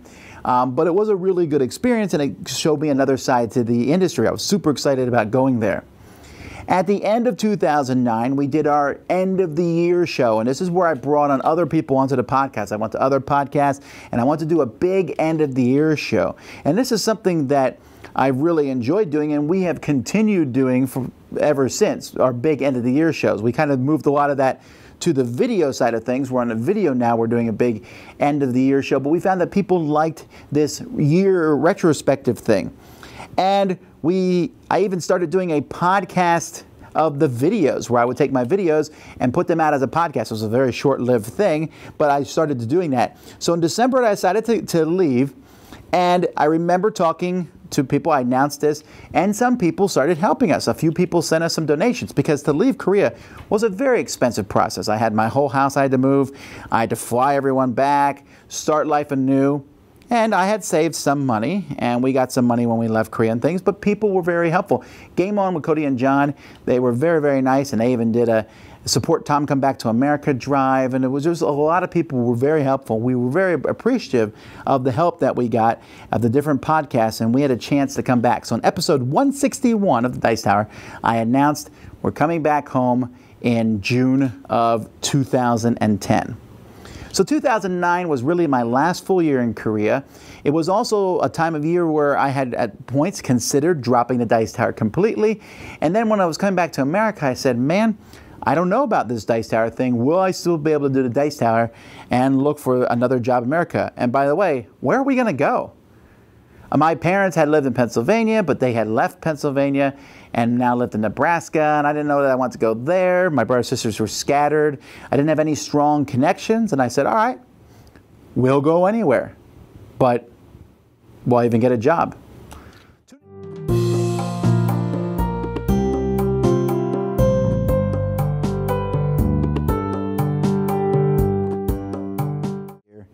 And 2010 may be the hardest episode to get through, but I will do my best to go through this year, because this was the year that we came to America. In 2010, in 2009, I decided that we were going to leave Korea and come back to America. I had no idea what we were going to do. I had no idea about the future of the Dice Tower. That was really kind of secondary to my thoughts. Really, my first thoughts were, where was I going to go in America? But I still wanted to make Dice Tower better. We had gotten so many complaints about the quality of our videos. I'm sure that will always happen. At some point, like now we're in 1080 HD, someone will be like, why aren't your videos in 4K? I'm like, all right, we'll move it up. But at this point in time, my videos were pretty low quality. So I got a brand new camera and started doing reviews in that. And that was a lot of fun. And because of this new camera, I started doing various new things. A couple major things happened at this point in time. First of all, because I got the camera, this camera had a slow motion feature on it where you could record something in slow motion. And I thought that would be fantastic. I would love to use this for board games. What in board games has slow motion? There's really nothing. And I thought, what if I poured out all the pieces on the table and then we record it in slow motion? That'd be pretty neat. Let's do that for a couple videos. So the first one I did it in was Zombie Dice. The very first component drop. And then I did it for the next video and the next, and it just became a thing. Now, you would know, I already talked about in past episodes how whenever people were like, oh, you shouldn't do that, then I tend to do that thing more because I think it was fun and silly. And this silliness also came to a head because at the same time I was getting a little tired of this lack of theme in many of these games, and I really hammered it home in my Vasco da Gama review. And I got a lot of negative feedback from people who said, you were angry in that video, and you got to be careful what you do. And I thought, oh, okay, feedback on the internet. And I was out somewhere and I saw Tiger Woods apologizing for the misdeeds that he did. And I thought, what if I made a fake apology video? And so I did. I scripted it out, wrote it for a long time, got my family to help me. Spent a lot of time on that video, actually. I have recently become aware of the fact that a cameraman has caught me on film saying things about Vasco da Gama, of which I am not proud. I see now that those remarks have really caused great harm to Vasco da Gama itself and to the people who really enjoy the game. And the response was pretty good for the most part. Some people were still mad, and I'm still not sure I'm welcome back in Portugal. But for the most part, and it was just silly fun, and that was where we wanted to go with the show, and I thought, well, maybe I should do more of these silly, fun humor things as time goes by. I did a series on Heroescapes where I did a 5-part series talking about Heroescape, one of my favorite games, which it was still in print at that point in time, and talking about my excitement for it and showing all sorts of things, showing how the pieces I could throw them against the wall. And I said, maybe the series and things like this, maybe the channel doesn't have to be just reviews and top 100s. Maybe we can do other things on the channels. So having this HD camera, and because we were moving, right? So we're getting ready to move. And I'm looking for a job, I'm trying to find a place to go, but also realize that movie, I'm gonna need to get rid of a ton of games. So I got rid of games left and right, got rid of them in my game group, took them to board game cafes, handed them out, just tons of games went in all different directions. They all stayed in Korea. And even then I still packed up a ton of them and sent them back to America. And if you look, there is a geek list on Board Game Geek which describes all this in detail about the whole moving process. And there is something cathartic about taking your whole game collection, packing it up. I put games inside of games and pieces inside of games and dice inside of games, and then came back and unpacked everything and set up my whole game room. I threw out so many game inserts because I needed to fit games inside of games. And it was just an interesting experience, that whole moving thing. It wasn't perfect. In fact, when we landed in America, getting our stuff cost us extra money. It was a kind of a pain to move, but at the same time I was culling my collection down to a very manageable number.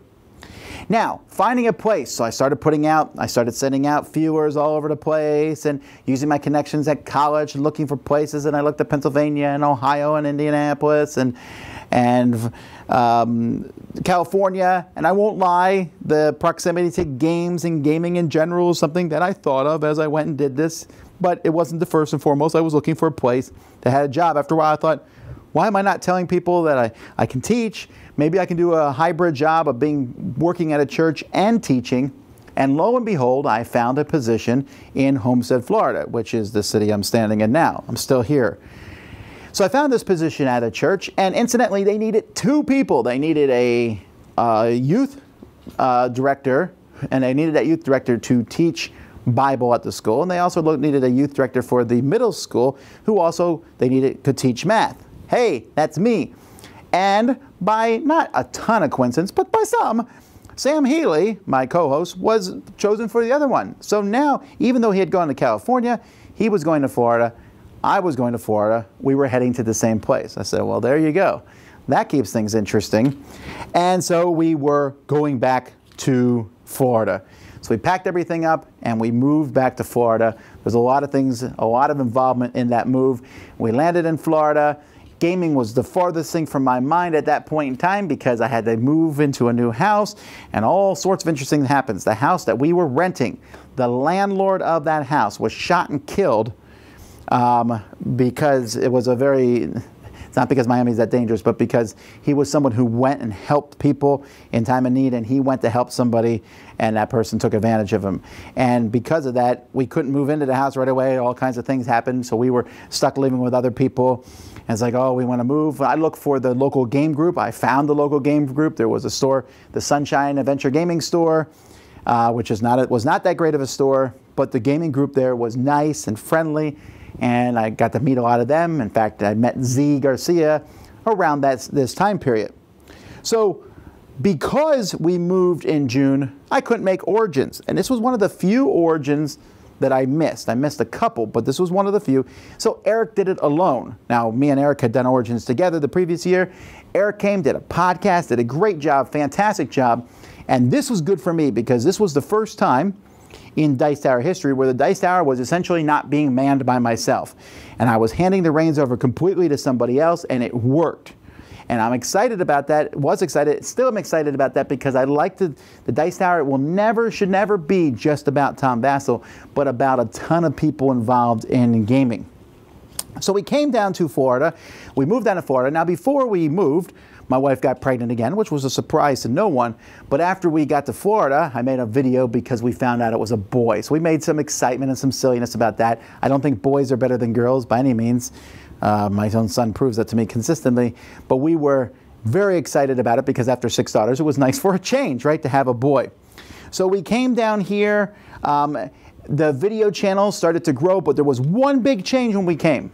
The number of games that showed up to my house grew by an exponential of 5, easily.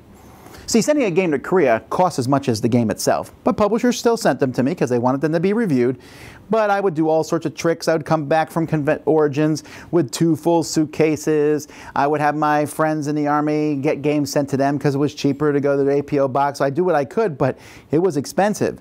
As soon as I had an address in America where publishers could send games, boom, a flood, a tsunami of games started showing up, and I was like, whoa, I'm gonna have to really start reviewing fast to get all these reviews done.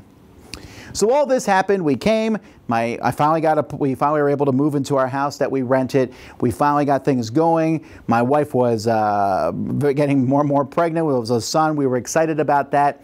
The Dice Tower seemed to be going well. I was able to use board games in my classes at school. I was able to jump in and teach math. I really enjoyed my jobs of doing that, and I also have the Dice Tower as a hobby on the side. And then one day my wife's water broke, which is usually kind of an exciting thing because that means it's time for the baby to come, but it was 2 months before Jack was supposed to be born. So we rushed her to the hospital, of course, and the hospital had to make the decision whether to keep the baby in her, and she stayed at the hospital for 2 months, or to deliver the baby, and they chose to deliver the baby 2 months early. Now this was a little worrisome, but you know, it is what it is. And Jack was born just a couple pounds, really, and hooray, he was born healthy. Unfortunately, his health lasted all of just a few hours. I woke up in the morning of the next day at 2 or 3 in the morning. My wife called me panicking, saying that the doctors did not know if Jack would make it through the night, that they gave him a 50% chance. He had contracted meningitis. It happens when newborn babies come. Sometimes they just get sick like that. And so I rushed back to the hospital because we lived in Homestead, and because of the difficulty, my wife wasn't able to have the baby in Homestead, so it was up in Miami. So it was like a 35, 40-minute drive all the time to go up there. I went up there, and they admitted Jack into the NICU, and I had to go in, and the kids, I forget how it was, a few of the kids were able to see him at that point through a glass window, and that was the extent of it. And they said that the chance of him surviving isn't very high. So that was, you know, a bit of a shake to the system, right? That's something that you're not expecting. You know, you don't think about that, I guess, as much. I had so many kids at this point that losing one had never really occurred to me. When we, you know, as the weeks went by, and we told everybody this, and this was an amazing thing to me, because the amount of letters, the amount of emails, the amount of support we got from Dice Tower fans was humongous, tremendous. We just got so much feedback and so much positive thoughts and prayers, and we really appreciated that.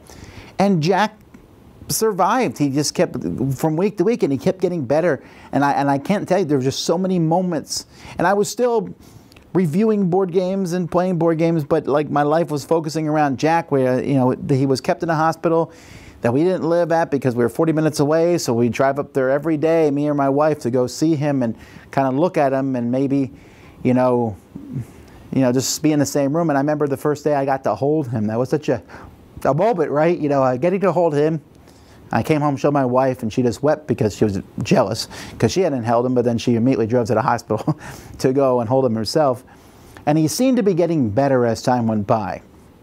And then Christmas came, and so many Christmas cards. His whole room was filled with Christmas cards that people sent. Fantastic, and we appreciate them. And we had so much hope that he was getting better. But then he took a turn for the worse. There was more holes in his brain than there was brain at that point. The disease really ate at his brain, and he passed away at the very beginning of 2011. And you can go see it. I made a video online about it, and you can see more about that. And when that happened, I was a bit devastated. Here we had come to America. We were so happy to have a son.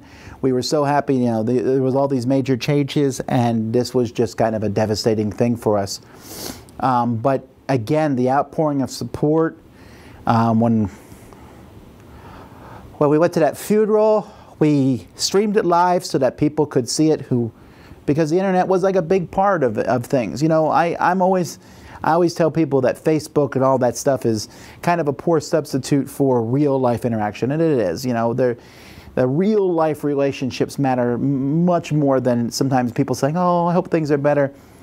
You know, but at the same time, the online thing was a big deal. People sent cards, they emailed, they called, and it was a big deal, and flowers were sent, and it was just a big thing. And even bigger than that, I had no money. I was really poor at that point in time. I had no money to bury him or anything, and a few people took it on themselves. They started an auction on Board Game Geek and raised thousands and thousands of dollars, and that just helped us out so much in that time frame. In fact, it helped us out so much so that I decided that I was going to pay that forward. And so I started the Jack Vassell Memorial Fund. And you can see the top half of the logo here. When you see that logo, that's a Jack Vassell Memorial Fund in memory of Jack. It's not part of the Dice Tower. It's a separate organization. I do that on purpose to keep money separate and everything else. I'm the president of both. But I and a group of different people from the industry, we get together and people apply to the fund, and if they need it, we send them money. And each year we have some auctions and raise money for that. And the people who ran the auction for me helped set it up. Some lawyers dedicate their time to putting this together. And it was really good to see the community coming. And so at this time, I said, I'm going to keep doing the Dice Tower. I cannot stop now. Look how much the people here were there in my time of need. I like doing these reviews. Yes, I'm getting very busy at school, and I'm getting very busy at church, but I just enjoyed playing games with people in the area. I enjoyed making reviews. And so while 2010 is not my favorite year of my life, I will always remember it. I still remember Jack. I still have a box of cards that maybe if you're watching this, you sent what? I still have that stuff. And we're able to see the good that has come out of that. And God was helping us through that time too. And so moving to America was not quite what I expected at that point in time. But Homestead, we're here. We're still here. And things are going to change even more.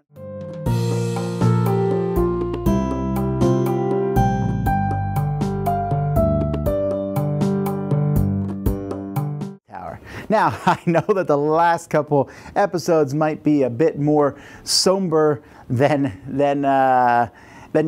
people were expecting, and so if you're still with me, hooray!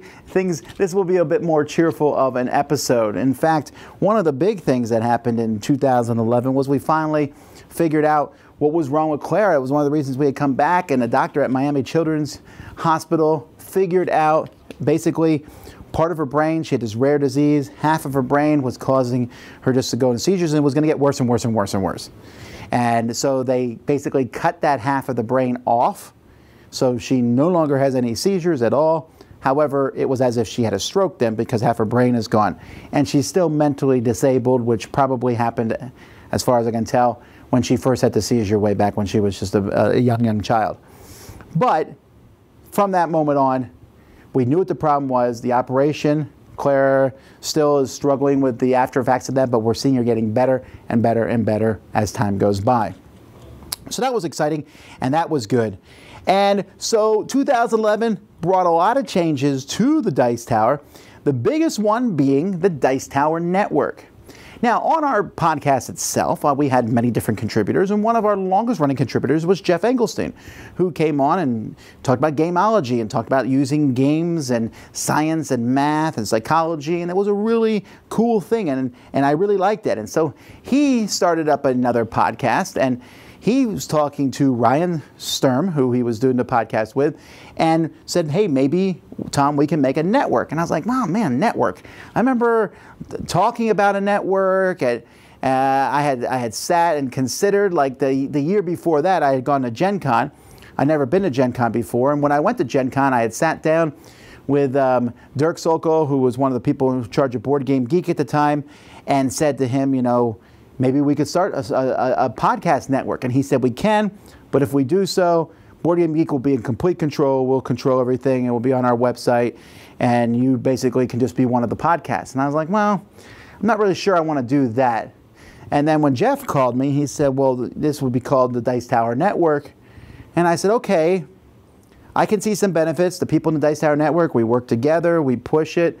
Even though I've kind of poo-pooed networks publicly in the past, Can I still talk about them here?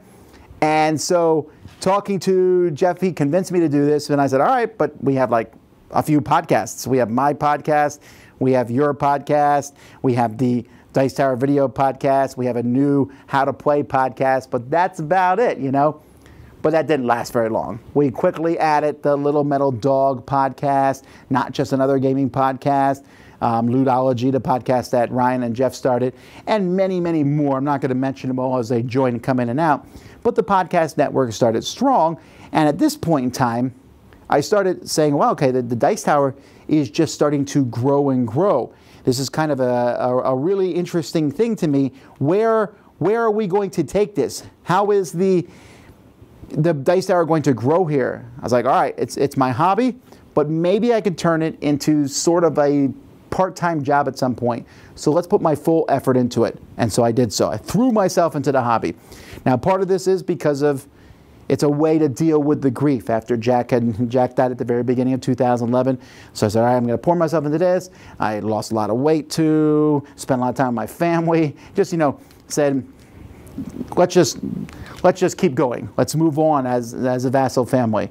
And we went to TotalCon. Me and Eric were invited to a convention. I managed to work around, take some days off from school to go to this convention. I'd never done such a thing before. I'd only ever gone to Origins.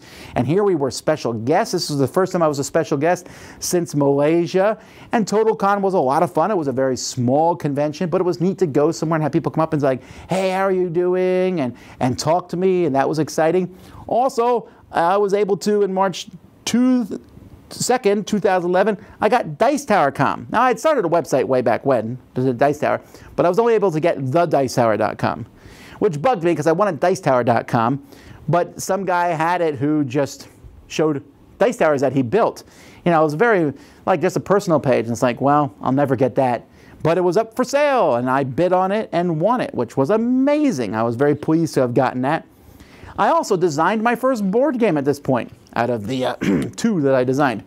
And so this was a Vicious Fishes, a small little game, and I didn't really push it very much. I remember, I think it was this year, I took it to it and showed it to some publishers, and I was like, it's an okay game. But it did get published by someone, and it sold, I think, a total of 40 copies. But there was that.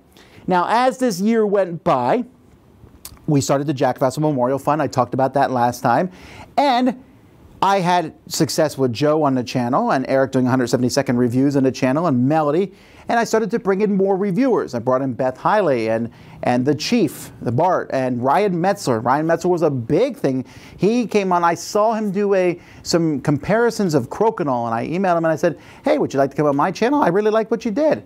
And he said yes. I did not expect that he would turn into, he started with Crokinole, but he would turn into a heavy Eurogame reviewer and did a really good job at that and stayed with us for years. In fact, he's still doing reviews for us now. And so I was like, all right, now, how are we going to make the Dice Tower better? How are we going to make things cool here? Well, one of the things I added was a green screen. I got a green screen set up with lights and everything. I was recording in a small room in my house where it was extremely hot because I turned on these big outdoor lights. I didn't have these nice box lights here. You can see the corner of one there.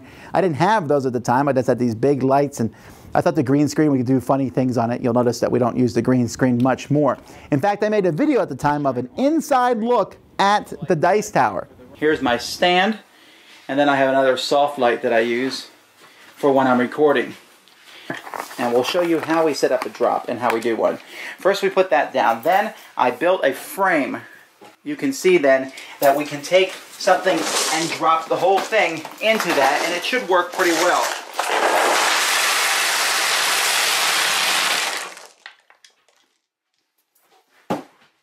Tell me that wasn't cool.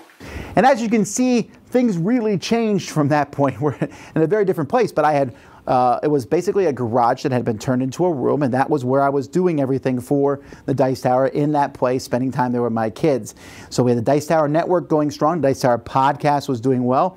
When we went to Origins this year, I always remember that. It's probably my favorite Origins, maybe my favorite convention ever that year, the Origins of 2011, because a company called Mirthworks was starting up a computer game company which computer games of board games.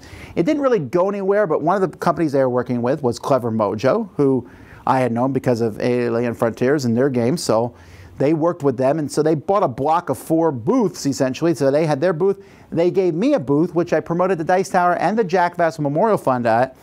And then the Clever Mojo had the 3rd one. And then one of the listeners of the Dice Tower said, I'm starting a board game company, or I've started a board game company. I'd like to be that 4th booth, and I'd like to be near you guys. And this person was Stephen Bonacore from the newly formed company Stronghold Games. And it was such a fun one. There was a lot of companies at that point who were not going to Origins. And I said to these companies, send me your games and I'll show these games off there. So remember, we got Small World Underground, and we got some games from Fantasy Flight and other companies. We had raffles at the booth that were like spilling out all over the place. It was just an exciting con. We were there having a great time. We ran Wits and Wagers, and I'm like, yeah, we're back. This is how Origins going to be. Maybe we'll get a booth in the future. This was a lot of fun having a booth. It was a lot of work, but we really did enjoy ourselves getting together and doing that. But I almost also got into trouble with that Origins, because what happened was at that Origins they also announced the Origins for next year, which was not during the summer, but was during the end of May, which was during the school year. Not just during the school year, but like during graduations and stuff during the school year. Well, if you're a teacher, like I was at the time, you don't get out of the school to go to a convention, not during that time. And so a lot of people were upset about these date changes, and this was maybe the lowest attended Origins that following year that there was because of that. But I said, all right, we got to talk to these guys. So I went to the open board meeting of Gamma, and I met a lot of people there. I met John Ward, and when I said, does anyone here have anything to say about date changes? I was like, me. And so I gave my thing. They responded, turned into a bit of an argument. Not a big deal, but definitely John Ward knew who I was by the time we were done. And nothing happened. They didn't change the date or anything, but I had made up my mind. But because of this, a few weeks later, John Ward called me and said, hey, let's meet at Gen Con. I was like, oh, did he hear me talking about the Origins Awards? Because at the time, I was criticizing the Origins Awards pretty much all the time, as was everyone, because they were really awful. We met at Gen Con. He said, we'd like to get you guys involved next year at Origins and more to help promote the convention. And I wasn't able to go to the next Origins, actually, but I was able to go to 1 and 2 years, and we were able to do something there. We'll talk about that when I get to that part. So that actually turned out to be a good thing. Also at Origins, for the first time, I took Dice Tower custom dice. Again, I was saying, how can I promote the thing? When I first went to Origins, I had business cards. I was like, all right. The first time I went with Dice Tower, I remember saying, business cards, putting them out. I walked in an elevator and said to someone, hey, you ever listen to Dice Tower or not? Here's my card. And that person actually later on said they did listen to the Dice Tower because of that. And I put up magnets for the Dice Tower and things, but dice was really cool. People liked the dice, and it was something that I was spending money on to get these dice, but at the same time, the feedback that people gave on them, and I was like, we want to promote this. Also, at this time, after Origins was over, I decided to do the People's Choice Top 100, where I would let people vote on their top 100 games of all time. I said, no, let's not just do Tom Vassal's top 100. Let's do what everyone else thinks is the top 100 games, because I love these lists, and I found out that people also really like doing these lists during this time. We were continually adding podcasts to the network. One of the podcasts we added around this time was the Plaid Hat podcast. Now, this is the reason I mentioned this podcast is because the Plaid Hat was a publishing podcast. And we were not sure how that would go over well with people. Like, how much do we want to show that we're associated with publishers? Will people think that this has gone too far? And the line between reviewers and publishers? But in reality, I shouldn't have even worried about it. Sure, some people would say that, but the fact was is they did a great podcast talking about the ins and outs of running a board game business. But it also started a lot of relationships started forming between us. Remember the Origins convention? I said we were by a Stronghold booth. We made good friends with him at that convention. I met the Arcane Wonders people for the first time at that convention and several other publishers who I knowed, and we started talking about how publishers in the Dice Tower could work together. I ran a Secret Santa that year for the Dice Tower. I decided to stop running the big one on Board Game Geek and run my own Secret Santa, so that was a kind of a specific thing for Dice Tower. Our Dice Tower Network got a little bit of a boost when we added a fledgling podcast, Shut Up and Sit Down, onto the show. Now, Shut Up and Sit Down has, a year later, they went and joined up with Penny Arcade briefly, which they had to leave our network to do that. And then when that Penny Arcade thing didn't work off, they went off on their own. But for a brief time, they were part of the Dice Tower Network. and I started designing another game. I went to Gen Con that year again, and I was enjoying Gen Con, and one of the people I met at Origins was Steve Avery. I know him from online things, and we had very similar tastes in games. And so when I decided to design another game, I emailed him and I said, I have this idea to take Kremlin and turn it into a game. And he said, I'll help you. And I said, great, but I don't really have a good plan. So I sent him my basis. I was sitting in a boring teaching meeting, and suddenly I was like, I got it. This is how the game's going to work. And I sent it to him, and he said, well, that's good and all, but this is better. And he sent me the framework for the beginning of what would turn out to be Nothing Personal. At this time, though, we were calling it Capo, or the Unnamed Mafia game. So we started working on that back and forth, and so I was doing that. We also ran our first Jack Vassal Memorial Fund auction on Board Game Geek, which was phenomenal. They always have been phenomenal, but this blew my mind. I was still, you know, remember, this is all in 2011, so still thinking about the beginning of the year where Jack had passed away, and this was a big deal to me. And seeing people get excited about that, seeing people give money to help others was a really big encouragement to me. I was still getting emails and things about the Dice Tower, and I was still sitting there saying, I've got to change the Dice Tower from just being Tom Vassal. And I remember where there was arguments and people said, it is Tom Vassal, nothing you can do about that. And even today in 2018, some people will consider Dice Tower to be Tom Vassal, but it's not at this point. There are hundreds of people involved. And one of my goals has always been to get other people involved. I don't want the Dice Tower to be my face. Like even with these Dice Guys, you'll notice I'm having Dice Guys made of all different people on the show because I want it to be that way. And in 2011, as I'm going back and look at these things, I could see that I was pushing for that more. You know what else was big at this point in time? Kickstarter had shown up. I already knew about Kickstarter because of Alien Frontiers and working with Clever Mojo. Remember, we had a booth with them at Origins, and Kickstarter was starting to take off. I remember that there was a project that had broken 100,000, and people were like, what? And Jeff Engelson and other people were talking about the Kickstarter bubble. Was it going to pop?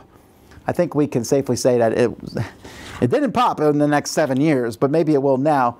We also discussed advertising on the Dice Tower. We were saying, okay, I want to make the Dice Tower profitable but not irritate people too much. So do I have ads on YouTube? Do I have ads on the Dice Tower? I remember turning the ads on YouTube thinking, oh my, people are going to be really upset about this, and no one said anything. And I thought, okay, well, it's like, ooh, I made a penny a day or something, but hey, that adds up. I can take my kids out to eat once in a while. And having a few sponsorships on the Dice Tower. So as we ended 2011, we ended it like we always do with the best of the year and all that stuff. It was an interesting change because because Eric was now solidly the co-host of the show. Sam, as we had talked about, we had come back to America, and Sam had joined me in America. And I said to Eric, now this is weird because Sam and I are working in the same place. We were co-hosts, but now you join me. I don't want to say, well, see you later, Eric. What can I do? Well, so Sam started joining me for a series called Miami Dice. And we did our first one at the very beginning of 2011. I think March 21st was when we did the first review. And the Miami Dice review started turning out to be very popular, to see me and Sam go back together. And this was a way to get Sam involved into the YouTube side of things. So I had Eric as my co-host on the audio show. I had Sam as my co-host on the video show. I had Ryan Metzler and Bart and other people, Beth and those, doing video reviews. We were doing our top 100, the People's Choice top 100. And I said, wow, the Dice Tower has really come pretty far since we did it back in this time.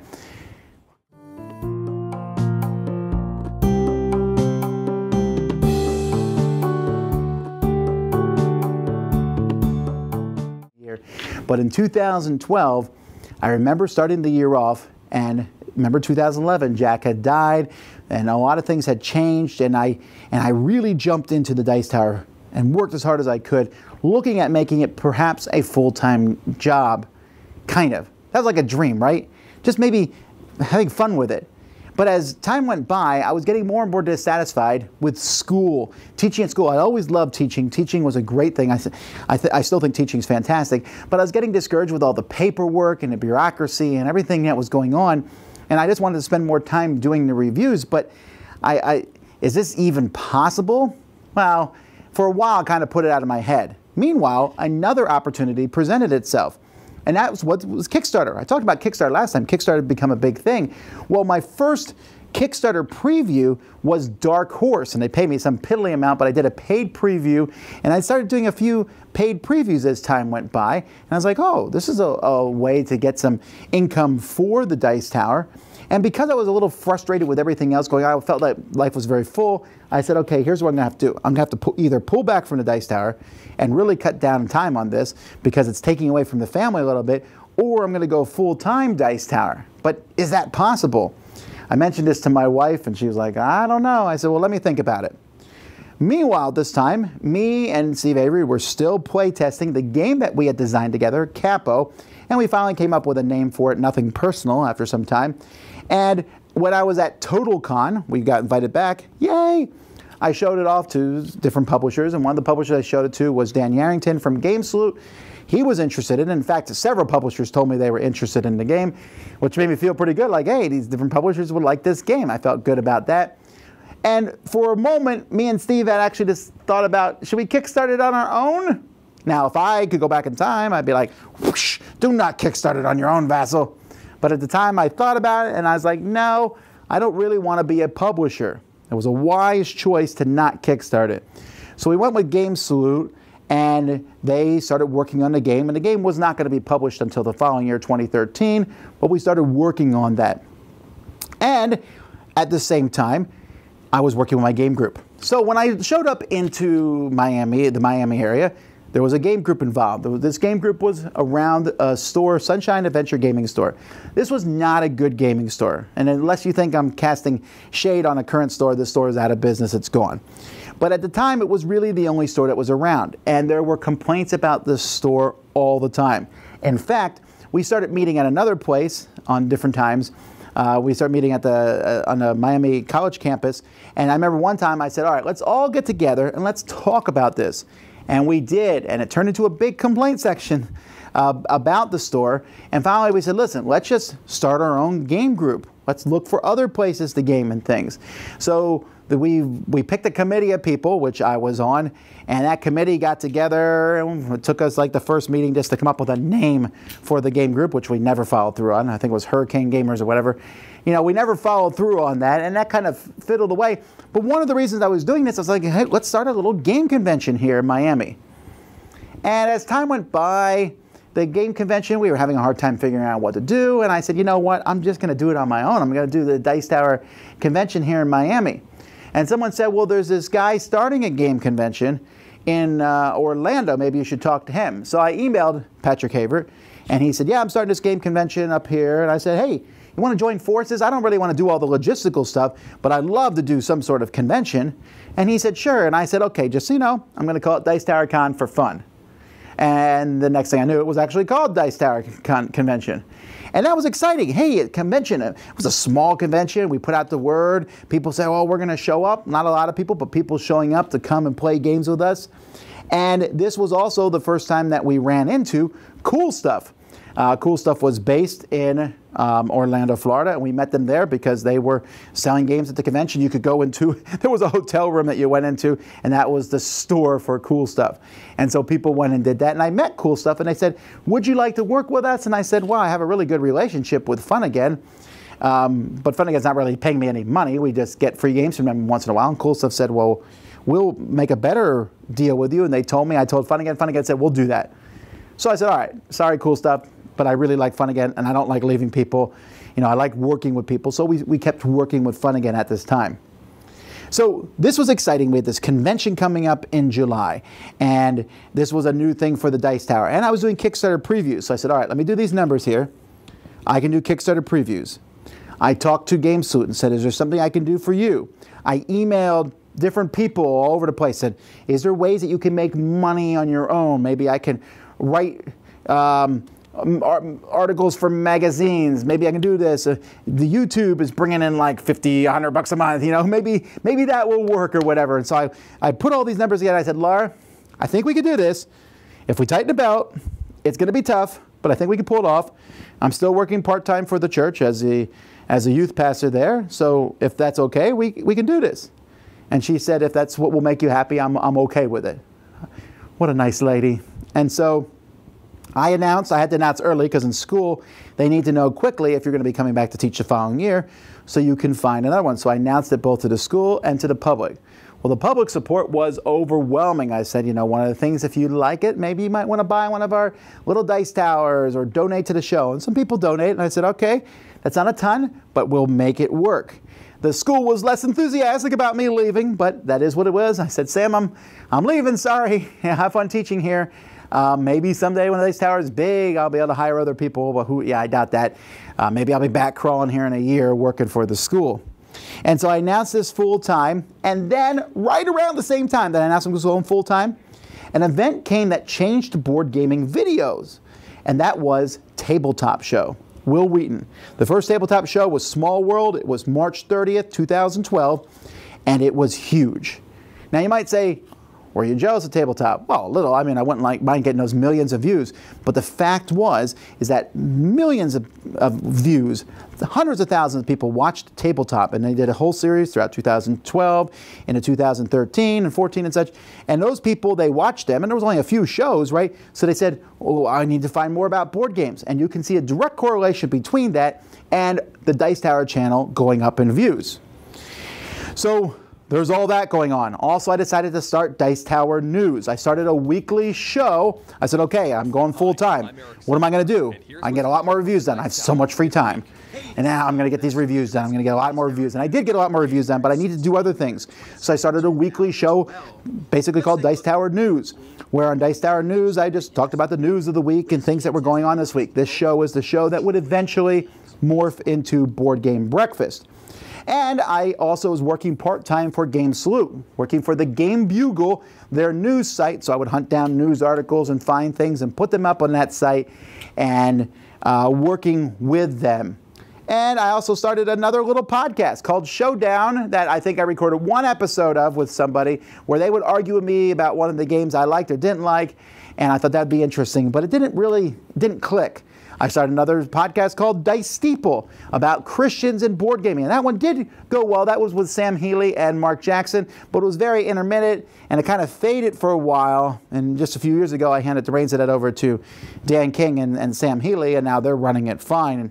But I was like running around, what else can I do? I need to do more video shows. So I started another show called Gaming Potpourri with V and Z. Welcome to the first episode of a new show that we're starting that we will do monthly. And this is a potpourri show where we're just going to talk about games and any games that we feel like talking.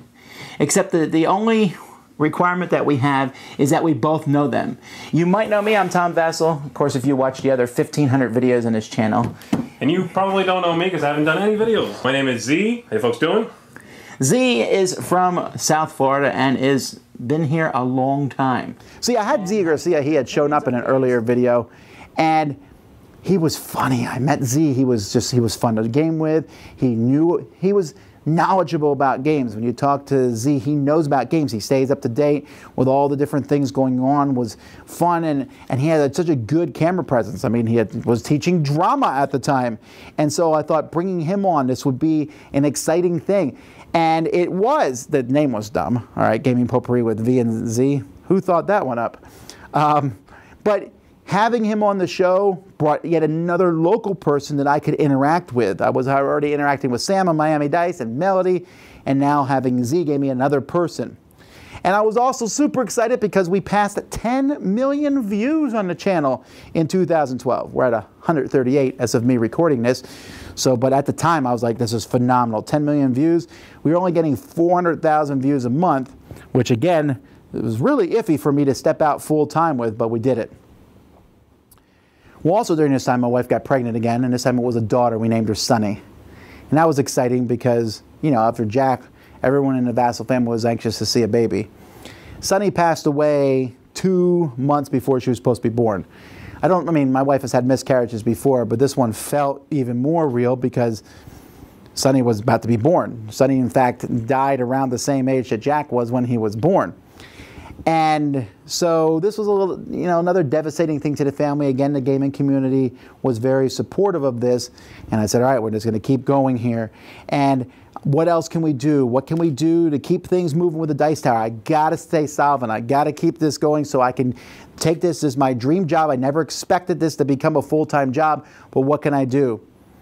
There was a show that started around this time called The Board Rumors, which was a bunch of smaller publishers and different people in the gaming industry, and they would argue about different policies. I came on for a show there. It was not actually a super fun experience. You can go hunt down the different things online about it. But it gave me this idea of people talking back and forth live. And I thought, oh, this live thing, how does this work? We also did our top 100 again of all time. And this time I had Z help me out with the People's Choice. Again, the reaction to him was so good that I figured I would bring him on. And in fact, I did an introduction to the Dice Tower video here, which is still possibly my favorite video we've ever done for the Dice Tower, where we used Z, because he wasn't even well known at that point in time. We used Z and my kids and Eric Summer's voiceover. We made a really fun video that showed kind of a fake Dice Tower. And it didn't get watched that often because it was like in the middle of a video that was introduction to the top 100, but it was a lot of fun. Nothing Personal went on to Kickstarter during this time frame and did very well. I might not be happy with the numbers in 2018, but in 2012, I thought it did phenomenally well, and I was very excited. It was going to be published sometime in 2013. Some people asked us, are we going to have a seal of approval? And I said, maybe that's a good idea. Maybe we should make a Dice Tower seal of approval. And so I asked my webmaster at the time, Rob Searing, to see, he said he could design stuff like that, if he could put one together. And finally, I had missed Origins because of that date change, but I didn't miss Gen Con. I was able to go to Gen Con. And I also had a chance to go to Board Game Geek Con for the first time.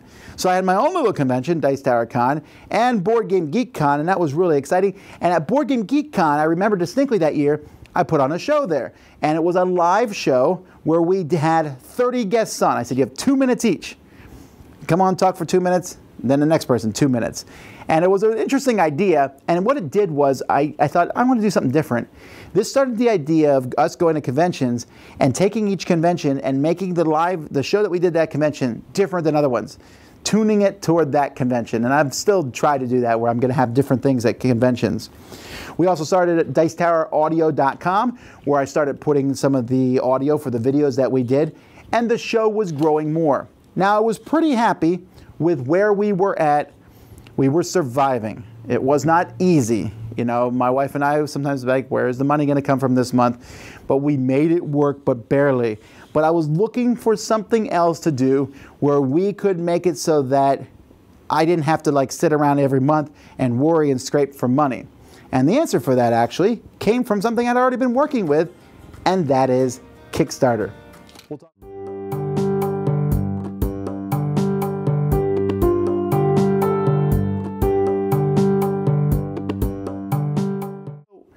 This time, in the year 2013, everything changed. I've been saying that every year because it seemed like every year was a big changing year. But the biggest thing about 2013 was this is the year I decided to run a Kickstarter. I hadn't been sure that I would want to run a Kickstarter. I was like, well, is this the way to raise money? Will people go for this? Can people do things other than board games on Kickstarter? But I thought, you know, why not? We've been asking people to donate to the show for a while. I did a stretch goal of, on this Kickstarter, I said I wanted 20,000, which is a pretty low amount actually, but I said if we got to 30,000, I'd cut ads off the Dice Tower audio. I thought maybe we'll make that. And then I thought that with some other stuff, we could survive through the year. Well, it did really well.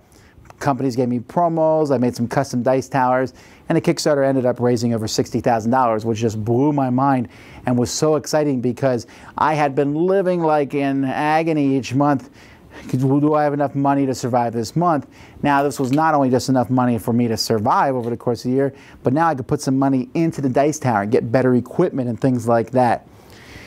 So the Dice Tower itself was chugging along really well in 2013. We got close to episode 300, and in episode 300 I tried one of my ill-advised attempts at humor, where we started this whole thing about Eric taking over the Dice Tower, adding it to the end of every episode, and in episode 300 Eric took over the Dice Tower for the first 20 minutes until we came back on. This is a little distressing. You see, when when our previous host, Mr. Vassal, was, let's say, shifted to an emeritus position, it seems before he left, he changed all of the account numbers for the Dice Tower. So I'm not really sure where all the money from the last Kickstarter went, and I don't know what to do. I can't really do this on my own. A little. Mr. Summer? Tom? Tom, is that you? Hey, look, how's it going? Look, before you say anything, yeah, I'm discovering that I really don't have any other skills in the world, and my wife said I gotta do something, so I was wondering if I could come back on the show. Well, I thought it was a lot of fun. Got a fairly amount of negative feedback about it, so I was like, all right, we probably won't do that again. But meanwhile, Rob Searing got me my seals of Dice Tower Seal of Approval, Dice Tower Seal of Excellence, and those things were going well. Then I was like, okay, this Kickstarter is going extremely well. How are we going to get all this stuff to everybody? I said, I know what we're going to do. I'm going to have everybody come in the house. We're going to line up, and we're just going to do envelopes for like 3 weeks straight. I'm not going to get any Dice Tower content out that way, but that's the way it is. Cool Stuff got in touch with me, and Cool Stuff said, you'll do your Kickstarter fulfillment for you and work some other details out. And I was like, these guys are helping out at Dice Tower Convention. They're helping me out here. And really, I need to work with these guys. And so I talked to Fun Again. I said, I don't want to leave you guys, but Cool Stuff's in my backyard here. And they said, we understand. It makes sense that you go with them. So that was that. We started a partnership with Cool Stuff, mostly because they were able to help us ship out our things. And also the folks, they were fantastic. Folks at Fun Again were fantastic too. I've had some really great experiences in this industry. So we did all this. And then the first tabletop days came up. And I remember making fun of it at the time, like, a holiday about gaming. I still do that a little bit, right? Do we need to be told to go out and game on a Saturday? But it worked. Lots of people went out gaming, and so that was an exciting thing. Like I said, the rise of tabletop, a rising tide floats all the boats, and it really did help out the Dice Tower. At this time also, we were deciding, okay, where else is the Dice Tower going to move into next? There's iOS apps. Is that somewhere we want to go? Which we never really did. And then people were also pushing on the channel. They're like, hey, we really like that you're doing a lot of Miami Dice with Sam, and we really like Zia on that People's Choice with Top 100. When are we going to see more of him? And I said, all right, well, we'll see. I'll try to find more videos for him to be involved with. In May, I saw another YouTuber reviewing older games, and I said, that's a great idea. If I can bring someone on who'll talk about these old classic games, that would be a good addition to the channel. This reviewer's name was Dan King, Game Boy Geek. And I asked him, hey, would you like to come on to our channel and review these older games? I said every once in a while you might want to review something newer. Well, the older game thing lasted for like a month, and then he just started reviewing the newer stuff as a whole. But he became easily our most consistent reviewer that we had on the channel. So now I had Ryan Metzler, Dan King, and Bard, and a few other people here and there. And I was like, all right, you know what? I'm just going to start taking lots of different reviewers on the Dice Tower. I'm not trying to take over all reviewerdom. If someone has a good channel and they want to run their channel, it's fine. This might be a way for somebody. I said, I have people who watch our reviews. This gives you a chance to get your reviews out there for people to notice them, and it lets the Dice Tower review more games. I started another podcast at this time, Board Game University. One of the things that's always driven me nuts about the board game industry is interviews. I've always thought that they were very shameless promotions for the most part. Hey, we're going to have you interview. They're like talk shows at night. We're going to talk to you, and it's basically going to be about this new movie that you're in or whatever. And that's how these felt. But I wanted to say, what have you done in the past that we can learn from? And so Board Game University was a series of podcasts that's faded away at this point in time, but I was really happy with it, where I would talk to different publishers and designers and different people, and they would give me their stories. And it's still out there. You go listen to them. It's some of the best stuff, I think, on the Dice Tower. And Board Game News, that video show I was doing weekly, was starting to have different segments on it, where I'd be like, what's on the shelf? And, other segments that I was doing on this show that I was starting to say, I really like this show. This weekly show is one of my favorite things to do. We also then made a big deal, Eric and I, just us two, with a little bit of help from Marty Cannell from Rolling Dice and Taking Names, which had joined our podcast, and some other people. We recorded a bunch of things at Origins. They gave us a little bit of a space there, and we called it the Origins Summer Preview. Now, this was because of me talking to John Ward the previous year, and so here we were able to preview people's games and talk about them as they were coming up. And this was like, wow, people really like that. And I like doing it. It was a good way for us. And this is something that really has grown in the past several years. And then the Dice Tower changed forever. When for some reason I was like, all right, how can I get Z more involved in this show? And Z and Sam, if they play off each other, that might work well. I said, well, what's the Dice Tower's bread and butter? On the audio podcast, our bread and butter is our top 10 list. Why don't we do video top 10 lists? So I brought these guys on and we did a top 10 cooperative games, and it was magic. When everybody, group think, I guess. I call it Tom does whatever he wants. And I call it Tom. Hey, Tom, I have gets preference over everybody else's. Oh. No, okay. Tom, I have a top 10 list. Okay, I'm going to incorporate that into my list.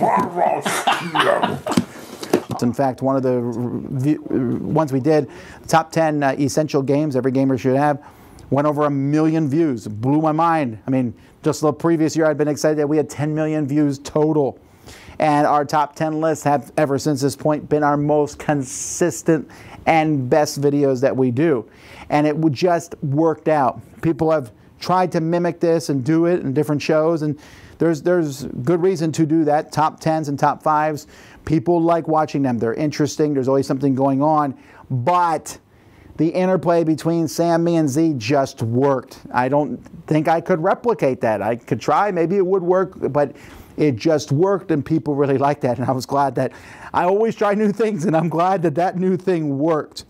Dice Tower Convention 2 came by. Hooray!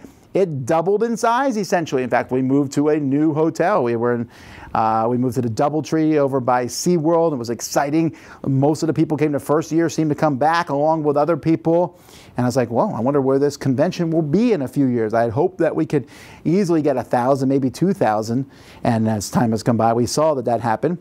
We also had Gen Con. We started making Gen Con one of our mainstays that we went to. And this year, another podcast that came on board the Dice Tower Network, The Secret Cabal, we did a joint episode with them about Gen Con, which turned out to be one of the most popular things we've ever done. The crossover episode where we did part and they did part. And that lasted for a few years of us doing that. Gen Con was exciting for me because this was the year Nothing Personal was released. And so I got to go there and demo my game and have an actual produced game in hand. That was a huge thing. I don't need the Kickstarter anymore. I got my money from designing board games. You'll see around this time where I say, designers don't make a lot of money. There's a video about that on our show. But that was exciting. And even though I did that board game with Game Salute, and that board game is, I think at this point in time, looks like there will be a second edition of it. I'm not really involved with Game Salute, and at this time I kind of left Game Salute. We just had some philosophical differences over different things, and I was running their news site. I wanted to run news the way I wanted to run news. And so I basically just pulled off there and started my own website, Dice Tower News, that Rob Searing started running for me and is still running to this day, just different news releases and things. And I wanted kind of the Dice Tower to be autonomous because I was working for Game Salute. I didn't really like that. I wanted to be my own person. And so after Gen Con, that's what we decided to split ways. So that happened. I had Nothing Personal come out. And then I started a few live things. I got the equipment and started doing a few streaming things. I remember doing streaming before, and that seemed to go over well. People liked that. I did some Q&As with people. Something that I'm still doing now, but people seem to enjoy those. I also decided that 2013 would be the first year that I no longer did Secret Santas. The Secret Santa was a great thing, and I can still be involved with them. Board Game Geek runs them fine. I said Dice Tower's done with that. We're just getting a little too big for these to go on. And then this news show, this video show I've been doing every week, I said, you know what? I'm going to turn this into an actual show. And so I called it the Dice Tower Monday Morning Show. First episode. Second episode, Board Game Breakfast. I did a contest for the name. Board Game Breakfast was the one I liked the most. And right after we started this show, we went to Board Game Geek, and people came to me and they said, I don't really like this Board Game Breakfast show. And I was like, well, give it a chance. I've gone back and watched the very first episode. There is nobody in that first episode who is still on the show now. And it looks a little rough compared to the way Board Game Breakfast is now, where we just have a phenomenal slate. But those people gave their all. They tried hard. I was excited about it, and it morphed into my favorite show that I do on the network. And then we did something else really crazy at the very end of 2013, and that was our first 24-hour gaming marathon. I said, this sounds exciting, let's do it. So we started this 24-hour gaming marathon, and of course I knew it was going to be me and Sam and Z. I said, you guys are part of the Dice Tower, you're our top 10s, Miami Dice. We can do this the whole time, and then we'll just float in various people from our gaming group. Some of them will show up and they'll play for a while and leave, so we pick different people in our gaming group. One of these gamers who was new to the gaming group, Jason Levine, he showed up at the very beginning and he never left. In fact, he's still here. No, this would be a great moment for him to come on, but he's not.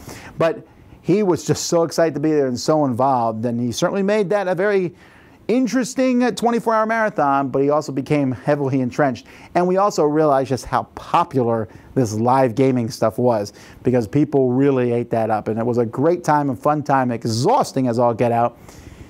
And that was the way we ended 2013. 2013, big year, Kickstarter. The Kickstarter was so successful, I said, all right, let's try to do Kickstarter again in 2014. But now that we know that Kickstarter worked to make me be able to be full-time, can we make Kickstarter work and then allow me to put money into the Dice Tower to make the Dice Tower better for everyone? Well, the answer to that is yes, obviously.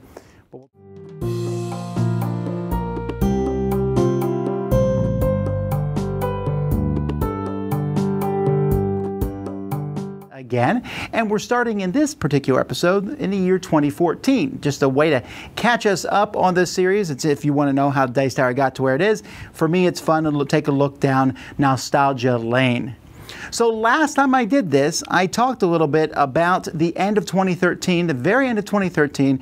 Something pretty critical happened, and that was our live 24-hour marathon. It was the very first one we had done, and that two things. One, we were now live. Two, Jason Levine showed up on the scene and got very involved with Dice Tower and never stopped.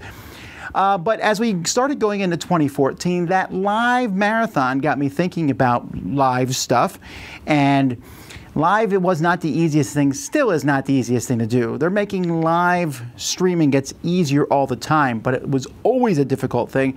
So I wasn't able to do much of it, but as 2014 started, I did, over the course of the year, I did some live Q&As, me talking to the audience, and this actually went over really well, and people liked that whole back and forth thing.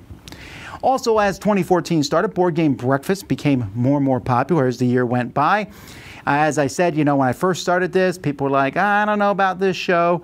And we still got people who don't know about the show. It continually happens. But I'm always very proud of this show. It's still the only board game show on the internet that's really any sort of variety show. And I've always been pleased with how different people who came on the show, many of them spun off into their own shows or got their starts. And in 2014, for example, Suzanne Sheldon showed up, starting Board Game Apps, now very involved with the Dice Tower. Chaz Marler came on board, now off doing things with Board Game Geek, and he did a very popular segment on Board Game Breakfast. But as time went by, Board Game Breakfast became more popular, but so did the top 10s that we did. Me, Sam, and Z, that dynamic just really hit things off. We had a really good time doing those together, and it became probably the most popular thing we did on the channel. I had made it a full year, full time on the Dice Tower, so I ran a second Kickstarter. Still extremely nervous. I will say now in 2019, that hasn't gone away. But so went through another Kickstarter, and it was very, very successful, very surprising to me.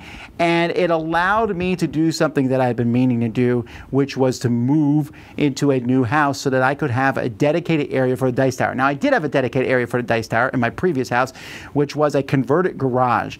Now, there was a couple problems with that converted garage. It had the air conditioning unit in there, but because the air conditioning was in there, we had to turn it off anytime we recorded, which meant that room got incredibly hot while we were doing it. And so we would pause and wipe the sweat off and keep going. So it was also a very cramped space. We wanted a bigger room to do things in.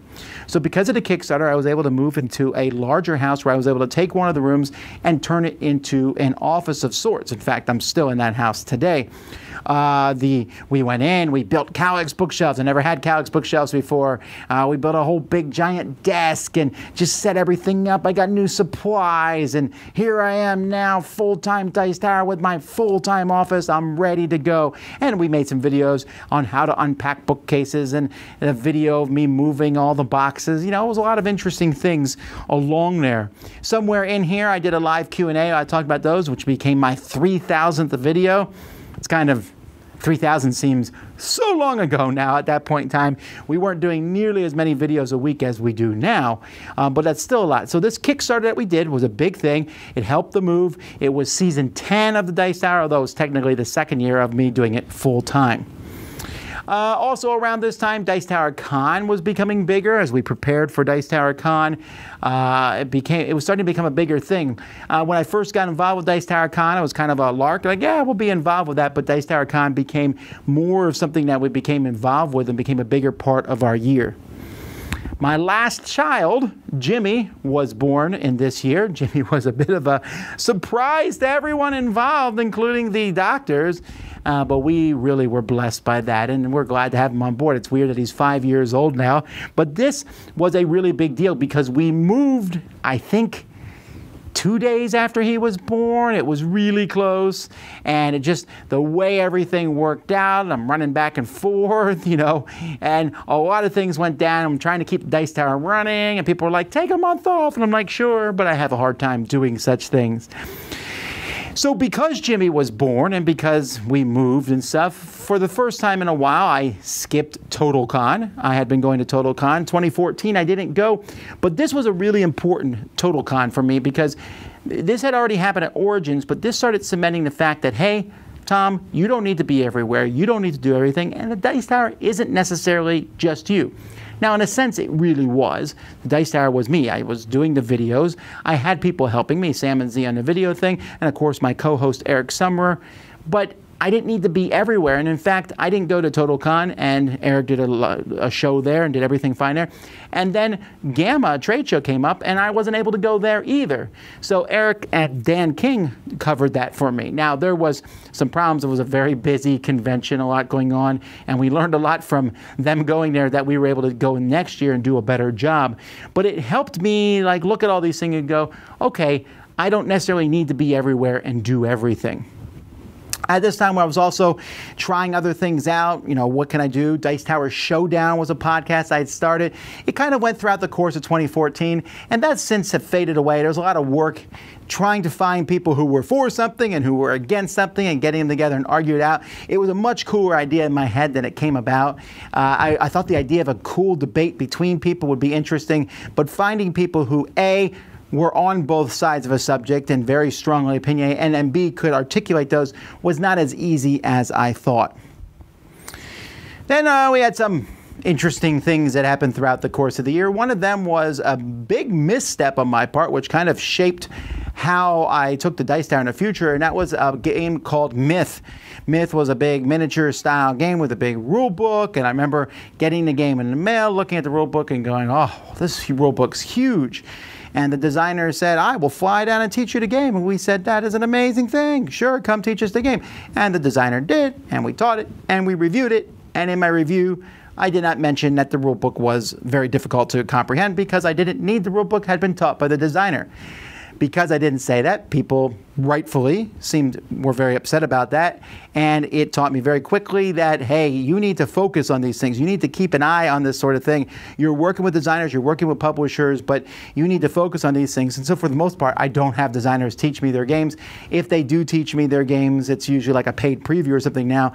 But in that sort of case, that was something that taught me, hey, you need to keep an eye on this. You know, the internet you are being paid by the internet. You need to pay attention to these guys also. I also did one-upmanship, which was easily one of my more popular reviews, even if it was me eviscerating a game in there. Other interesting things that happened, Forbidden Desert. This is kind of an intriguing thing. It finished its tin travel. This is one of the more unique stories of the Dice Tower where Eric's Forbidden Desert tin got beat up and someone decided to give Eric their tin for this game, Forbidden Desert, but pass it from listener to listener in pictures like spies, and it eventually made it to Eric in the year 2014. Another big thing that happened in the year 2014 was I started the Dice Tower Essentials line. Now, this was another time where I kind of undervalued myself in a sense where I said, Dice Tower Essentials, what if I had a few small card games and I said, I'd love to see these games come back into print. What if I could find a publisher and I say, hey, I'll find you games, you print them, and we call them Dice Tower Essentials. I was like, So I went to Arcane Wonders, and Arcane Wonders said, sure. I was like, oh. I didn't even talk to any other publishers because I had expected them all to say no. Arcane Wonders said yes.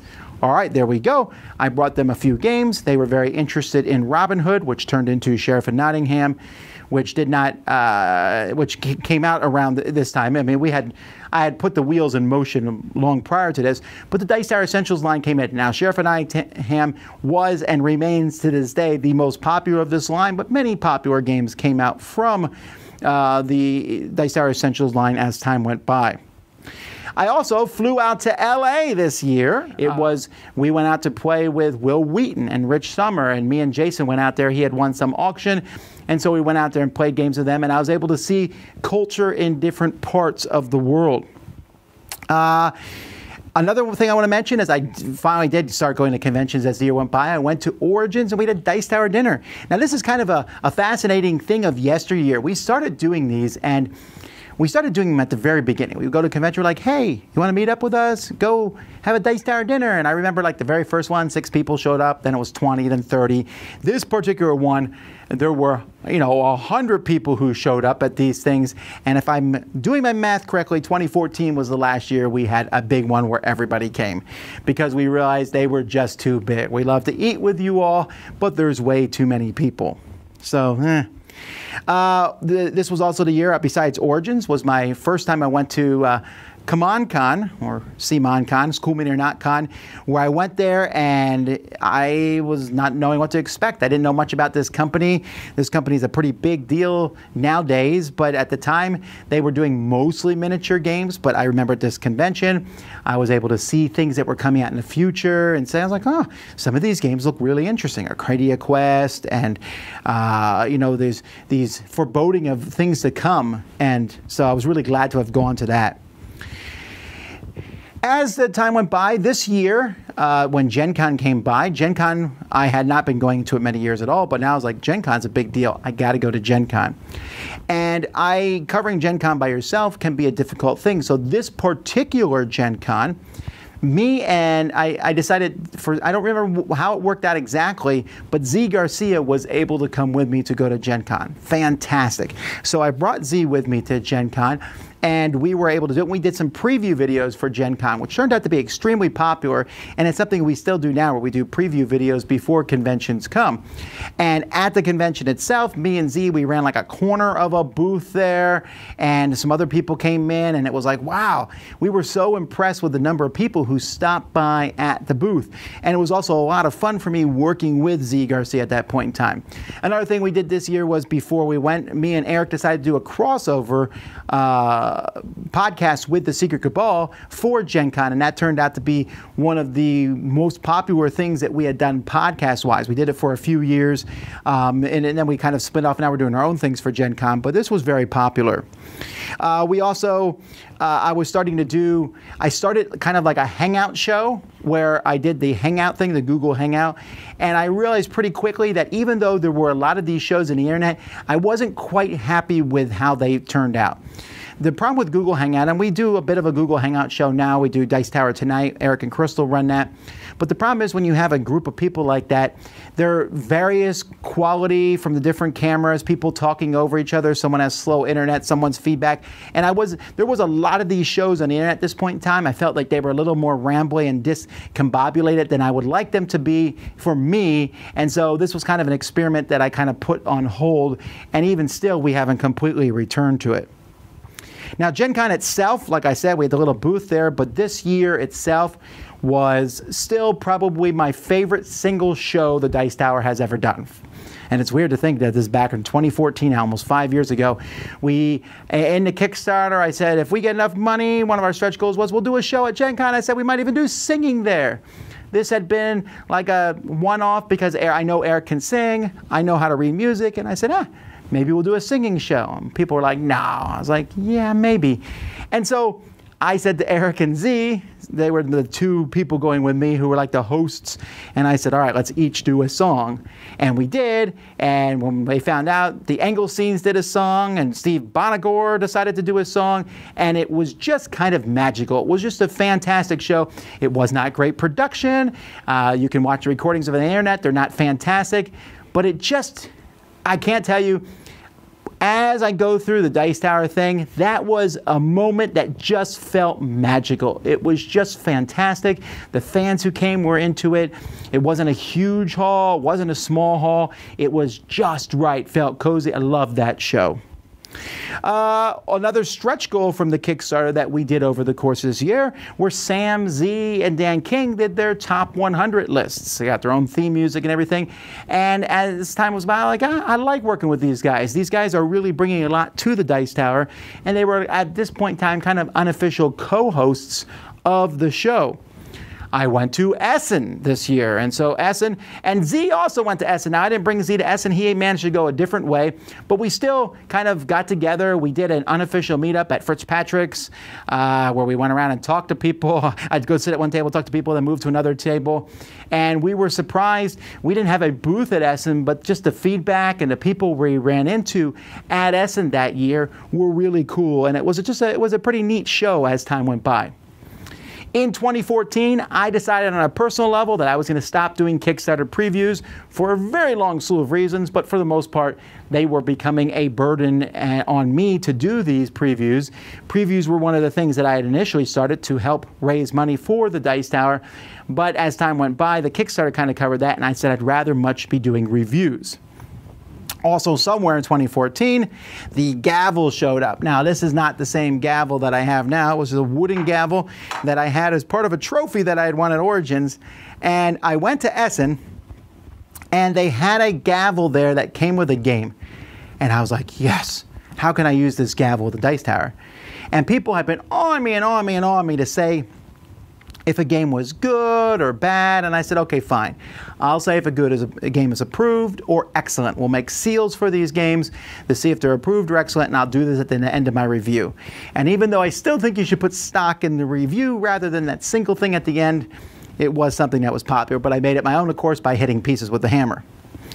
What else happened over the course of this year? Well, Asmodee and FFG combined. It's weird to think that was so long ago, but that was something that affected us because of the different companies. We started seeing board game become more mainstream. It's like, all right, we're becoming more mainstream. How are we going to deal with this at this point in time?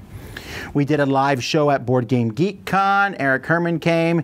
And again, I was getting into the idea of these shows. When I would do a show at a convention, I would say, how is this show different than our other shows? Like the Gen Con show was a singing show. And the Board Game Geek show, I said, all right, we're going to do 2 minutes, where we talk to someone for 2 minutes and then they're done. Then someone else for 2 minutes, they're done. And we would go through. And it was an interesting idea. I've since not done that type of show before again, but I like the idea of taking these shows and doing things with them and making them their own beast. We also started in the year 2014 DicetowerNews.com, which is still going pretty strong. Robert Searing, who runs our website, as time went by, became the head of Dice Tower News. And this is a nice arm of the Dice Tower where we have the news. It's where I get my news that I do on the different segments. My news goes to them, so it's a nice synergy back and forth. And I don't know, I like knowing about the news stuff at Dice Tower, and I've always been very happy where this is. We toyed in 2014 with moving forums somewhere else. I was not completely content. Our forums were on Board Game Geek, and I was not completely content because sometimes people would come in and troll or things would happen, and I wanted more control. So I was about to move the forums to a new place when Board Game Geek added in moderation control for the guilds there. And so that kept us there, and we're still there to this day, although nowadays we're kind of split between Facebook and Board Game Geek, but it's still a very active forum.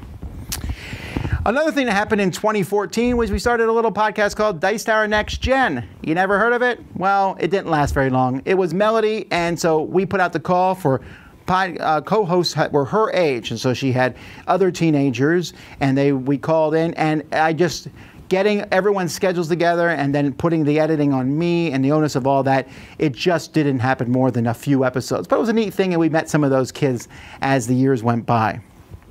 And we ended the year, 2014, with another marathon, although this time it was 18 hours of gaming. Now, this is the thing. The first marathon had been received so well. People said that they loved it. Of course, some people hated parts of it and people complained about it, but it was definitely one of the most watched things we had ever done. And people wanted it again, and I said, okay, we're going to do it again, but I don't know if we're going to make 24 hours. Well, we didn't. At 18 hours, I call it, because we were so tired. And we learned things in the second marathon. The first one just kind of hit on all things. The second one, not quite so much. You know, there was a moment where we played a game that I didn't know that well, and Sam and Z didn't like, Zaya, and there were just different things that happened. And there were great moments in it, but there was still a lot of moments in it also. And again, I said, okay, well, how can we learn from this? How can we make things better? Well, by preparing for the next year, the 2015, which is the next segment of this show. But in our next thing, there was a pretty drastic change to the Dice Tower, something big and earth-shaking, which still affects me to this day. We'll talk about that.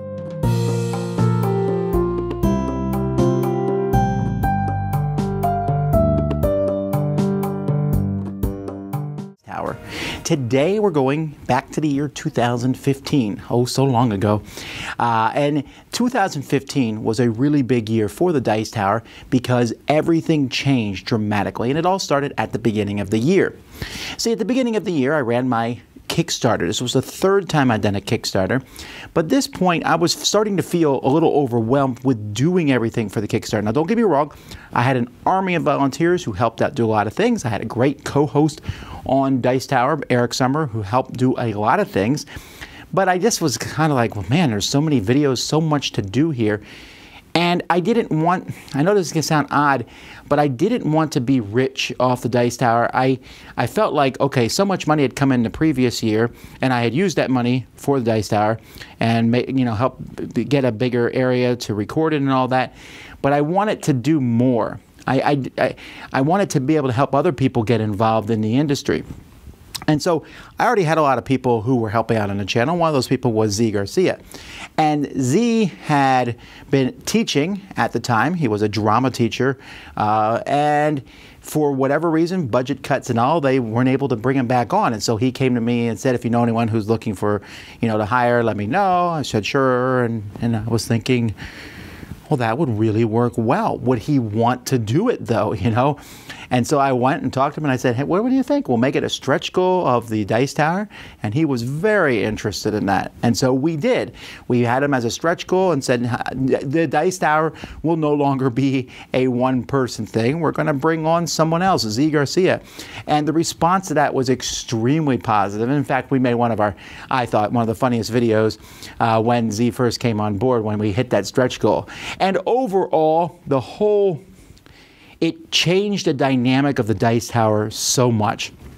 I used to roll out of bed, start working, go to sleep, just work throughout the day. I worked a lot, but now I started keeping more regular hours. He would work from home a little bit. He'd come over to my house a few days a week, and we really had a good rapport back and forth. Him and I, we were on the same page. He helped me out in different things, and slowly but surely, I started rolling him into the Dice Tower in various ways. As it seems every time I bring someone on Dice Tower, at first I was kind of like, well, you'll do some videos, and the job description was a little hazy, right? But as time went by, it became more and more clear. Another thing that happened in 2015, and it happened about midpoint of the year, but there was a lot. I was working on a new website. Well, not me. I hired someone with our 2014 Kickstarter funds to make a new website. That website right now is probably dated, and that's going to be a 2020, spoiler, goal to redo the website again, a 5-year later thing. But we had volunteers come, and if you helped, I appreciate it. People come in and help to move over an immense amount of videos, but it was a nice upgrade from what we had before. So meanwhile, we continued going on. We did our top 10 gaming experiences video, which is just one of our top 10s, right? But the reception to that was so good that I decided to do top 10 gaming experiences of each year as time went by. In podcast news, we started adding tales of amazement and tales of horror. These were things that I remember reading one, thought it would be a good idea, and the reaction to that was very high and fun, and so we started adding those.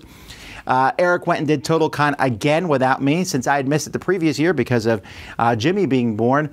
I was, I just can't make everything, and I never actually went back to TotalCon. It wasn't for them lack of inviting me. It's just I realized I couldn't make everything, and usually after the Kickstarter, I was pretty drained running that thing. We also said, okay, what else can we do besides reviews? We did a couple videos of board game terms, and we started doing some live plays of games.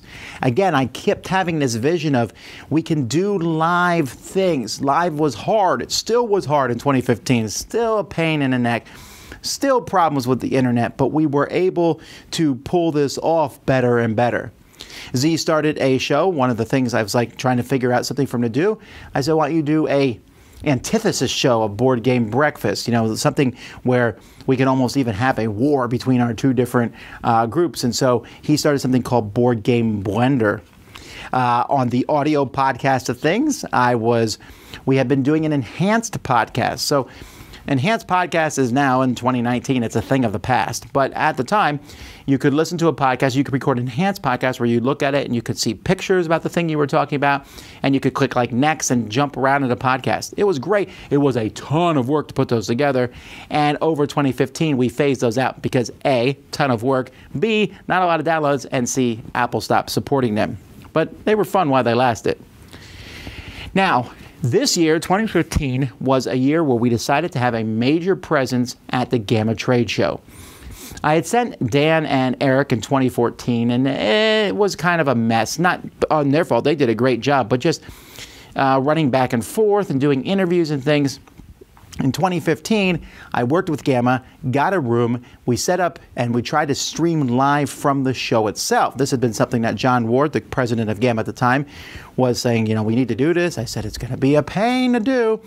And it was a pain to do, but it went off really well. We got a really good feedback. We tried to make a big production of it. There was a lot going on, but it really went well. And at this point in time, we were also happy because we won the Board Game Geek Podcast of the Year. So that's it's a very weird award, really, because once you win it, you can't win it again. So, each year there's fewer and fewer podcasts, but it's always a neat thing to win in 2015. We also did the People's Choice Top 100. This was something I wanted to do. I've been doing for a long time, letting people vote on their top 10s. I always want to hear other people, The one thing about Dice Tower is I never want it to be just my voice, only the games I'm interested in and the games I'm not interested in. I've always been a big believer that just because I don't like a game, someone else might, and then that person can talk about it and be enthusiastic. Certainly there's games we all love, and there's certainly games we all hate. But very few games fall in those categories. Most games are somewhere in between. And the People's Choice Top 100 we found to be an interesting way to deal with that. And I believe somewhere along the line, this is where Z got Voice of the People as his tagline. The Dice Tower Essentials, I had mentioned Sheriff of Nottingham, which had started in 2014. We started adding more games to the line. Royals, Onitama, City of Gears, which actually never came about. Royals did okay. There had been too many Royals had been sold in Europe for it to do as well. I still think it's a great game. You should try it out. But Onitama surprised us. I remember very specifically, me and Z sat down, played this two-player abstract game, Onitama from Japan, and we were both like, this is amazing. This is unbelievable. And I'm really glad that one was redone, and surprisingly enough has sold incredibly well. Abstract games don't do very well. Onitama has done very well as time went by. We recorded episode 400 that year, which is 202 episodes ago as of me doing this. So that's kind of an interesting, was an interesting thing. We're like, wow, episode 400. Will we ever get to 1,000? Well, still wonder that. 2015 was also the first year I went to the Gathering of Friends, which coincidentally is where I'm at when you're watching this. The Gathering of Friends was a small convention that Alan Moon had started 30 years ago, actually, and he just invited his friends to come, and then invited other people to come, and so he had invited me probably a decade before this, actually, but when I lived in Korea, I just couldn't make it. When I was a teacher, I couldn't make it. Now that I was full-time, I had the opportunity to go. And so I said, yes, of course, I'd love to go to this. And it was a blast to go. Now, the Gathering of Friends is interesting because for many years, it was the only place where you could go and just like game, or one of the very few places. Now, there's no reason to ever feel like sad you can't go. There are hundreds of these conventions all across America. We run one ourselves. Dice Tower Retreat, you want a game. But still, going to this was neat because we were able to just go in there and game and talk to a lot of designers and make contacts for the future. I did notice when I was going back and looking at 2015 that at this point we were only uploading our videos in 720 quality. Now, there was a reason for that. One was our internet connection. To upload in 1080 takes double the time to upload. But somewhere along the line, I want to say near the end of 2015, AT&T showed up my door and like, hey, we got fiber. Do you want it? I was like, yes, please. And so we were able to go up to 1080, and some people noticed that. Although, incidentally, as the years go by, it seems like people are watching us on smaller and smaller screens, and we have very rarely had anyone like ask for 4K. I'm still not convinced it's necessary. Also, it's a huge amount of storage space. But we did, over the year 2015, at some point, I can't figure out exactly where it was, make the switch and start uploading our stuff in 1080. I also lost a tooth. You might notice that there's a tooth missing. I lost a tooth and couldn't afford to get one replaced in it. And I thought, it's not that big of a deal. But this was the point where I was really glad Z was on board, because me being out of the picture with a tooth, with a toothache and stuff, I couldn't do anything really. I mean, the pain was excruciating, but Z was able to be there and help cover for me. And I love that idea that if I was out, the Dice Tower didn't stop. And in fact, this year at Origins itself was a big, huge deal for me. When I went to Origins in 2015, I got dreadfully sick. My wife was sick. I kissed her goodbye, went to Origins, and got really sick. And to the point where I couldn't go and do all these interviews and all the live streaming that we were planning to do there. We were planning to run stuff from Origins and do all kinds of stuff and record videos there. And I just couldn't. I couldn't do it. And the whole team, they just came and they did a fantastic job. Sam came and helped, and Matt Hosey, and then of course Z and Eric were there, and they just ran so smoothly without me. And that was a big deal. To see these guys do it and not need me to be there was fantastic. That's kind of the end goal of this, so that and someday, I will say the Dice Tower no longer has Tom Vassell, and everyone else will still keep going. So we did the Origins coverage. This was something that we had been expanding on year and year, and in 2015 it became a huge deal, our Origins coverage. We also went to Dice Tower Con, and I started more of this live stuff, trying to stream stuff from Dice Tower Con.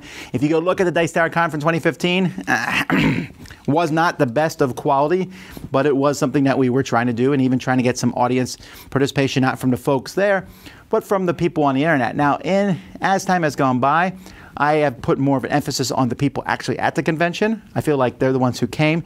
They should have the first priority when it comes. Like, I'll take questions from them, not necessarily from the streaming, but the streaming was a nice addendum. We hit 100,000 subscribers in 2015. Got a little plaque from YouTube. Just showed up one day, and I was like, wow, that's really cool.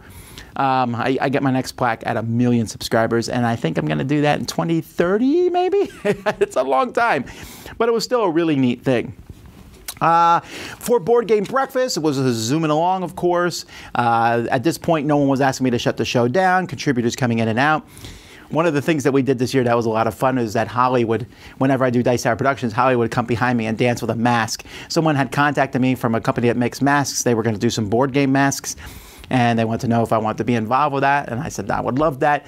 And it was a shtick that we did for maybe a couple years. I don't think I could get Holly to do that now, but she did enjoy it while we did it. Steve Avery, my co-designer for Nothing Personal, kept bugging me to start a cruise, to the point where even putting on the internet, hey, you want to run a cruise? And some people seemed interested, and I was like, I don't think a board game cruise would really work. But the idea got put in my mind. But I didn't look at it seriously, at least not in 2015. 2015 is also the year I came up with Vassall's Law.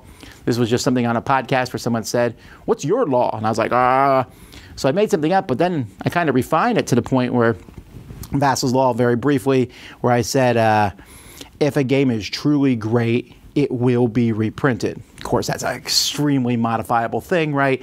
There's games that people say are great but haven't been reprinted. There's games that have intellectual properties that can't be reprinted. However, I feel that it is a very mostly true statement, and You can go back and look at the threads when I did this, and people said, well, we'll have all these games. And almost all the games people mentioned have since been reprinted. Samuel Healy came on board at this point. When Sam heard that Z came on, I didn't even ask Sam because Sam had a job and Sam was teaching at the time, so it didn't occur to me that he would want to come too. But he did want to be involved, and so we had to wait till this teaching year finished in the summer. Sam came on board, and we're like, all right, now there's 3 of us. Can we make this work? Well, it was a little close on the financial level to have 3 people on the on the payroll. But we were able to pull it off, and having 3 people again made things a little easier to move back and forth. Some of the things that we did that were very notable in 2015, we did a live playthrough. Well, we recorded playthroughs and then posted them of Pandemic Legacy. This was a big deal for us. First of all, it was a big break that we got the game early. We're able to go through and play through it live. It was a lot of fun, and a lot of people really enjoyed us going through that. We also, I think 2015 was where I started wearing hats in my videos. I don't think that's a big deal, but the hats became associated with me. I always have worn hats all the time outside the house. I love wearing hats. I just didn't normally wear them on videos, but for some reason I started doing it and it became a thing. And it's not like I made it up for the videos. I just happened to wear them during the videos themselves.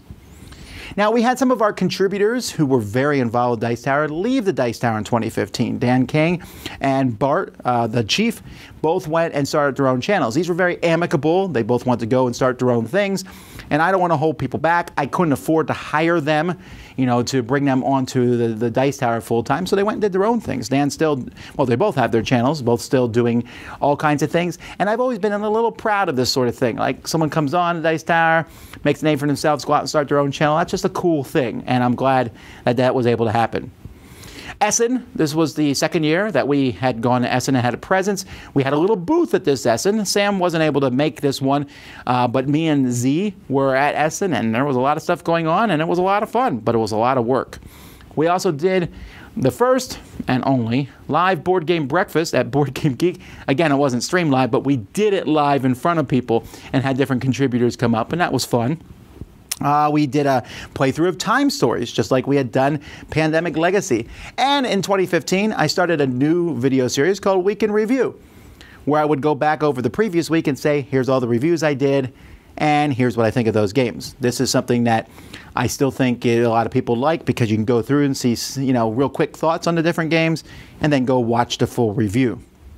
And I think 2015 was the first year I did a blooper reel at the end of the year. Some funny things happened, and so I saved those. We've done a lot of blooper reels since 2015. I think 2015 is my favorite blooper reel because you see Sam hit Z by accident in it, and that was just a funny thing. So that's 2015. It was a big year because Dice Tower went from 1.5 people, me and Eric part-time, to 3.5 people. And it didn't stop in 2015. But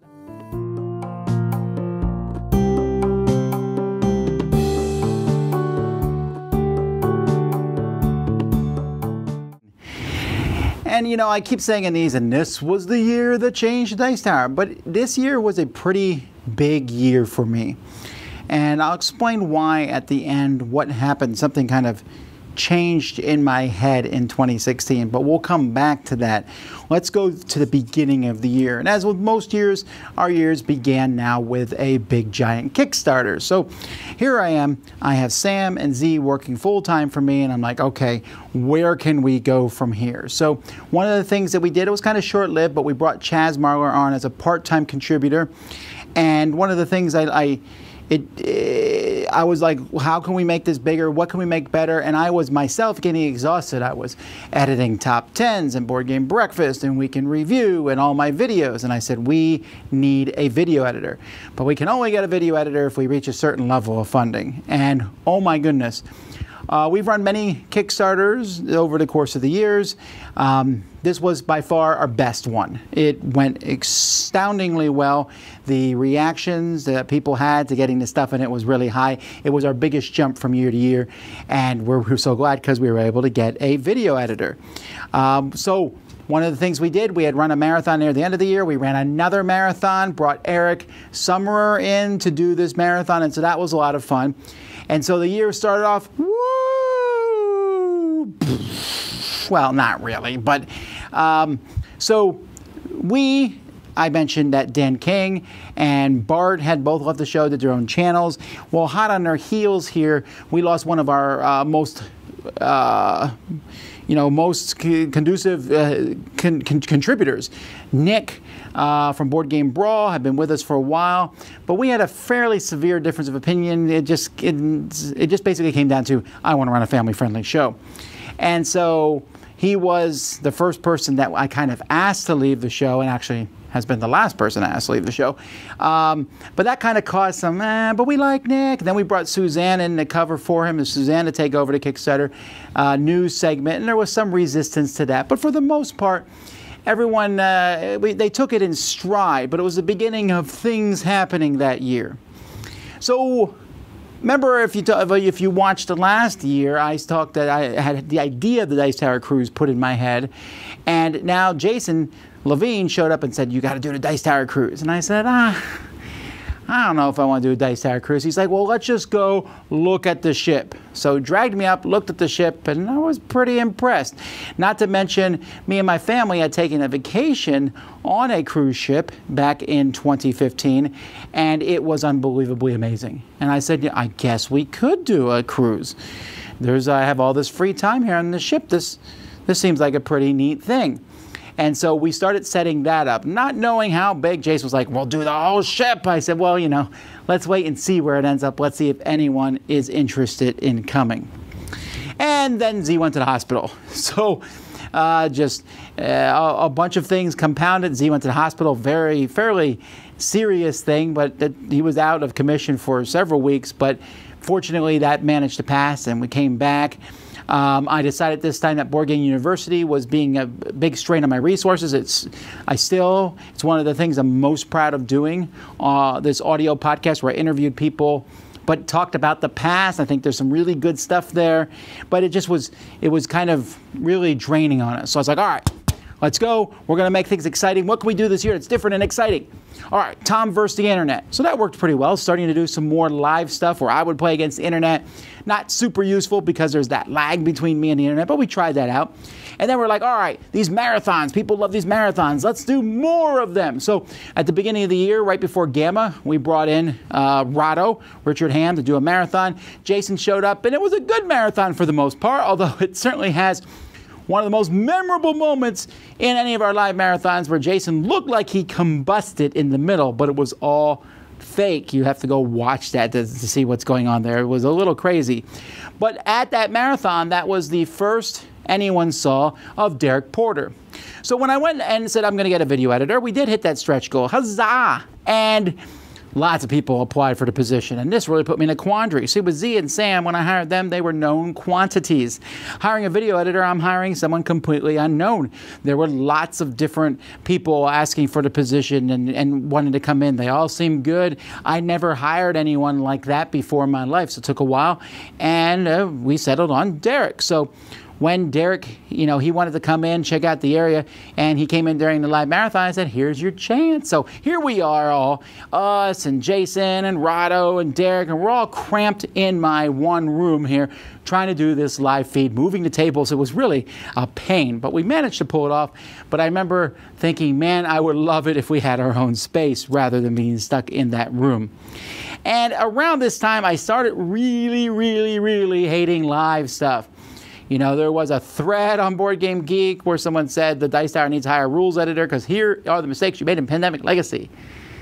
And I was like, this is why we don't, because the live stuff, I was like trying to enjoy it. Like, hey, we're going to have a good time. We're going to have this back and forth with the audience and do stuff live. And I was amazed at how many people got infuriated over the rules mistakes that we made. Rules mistakes that literally everyone makes when they play, but when you don't have several hundred people, that was all who were watching us at the time, watching you, they won't notice those sorts of things. And I just found this to be draining to do these, not to mention getting the audio, getting the syncing issues. We had a lot of different problems in that regard, trying to figure out the right thing to use at the right time.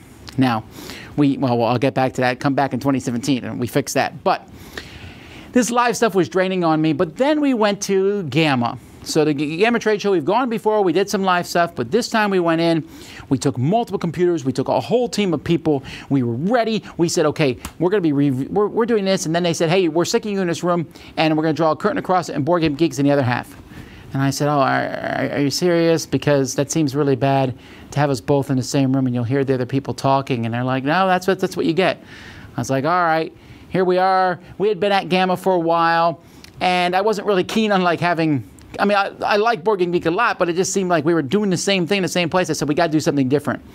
So we did something where when someone was done, we switched them to another table, and at that table, then we would let the internet ask them questions. And it went over like gangbusters. We've done a lot of live stuff over the years, but that was one of the better events we ran. And when we were done, we were tired as all get out. But fortunately, Tim Meltvier in town invited us to MeepleCon. I was like, I never heard of MeepleCon. Going cons back to back? All right, we'll go. And it was so relaxing and so wonderful to go to MeepleCon. And we had such a great time there. And I said, man, I really like this con.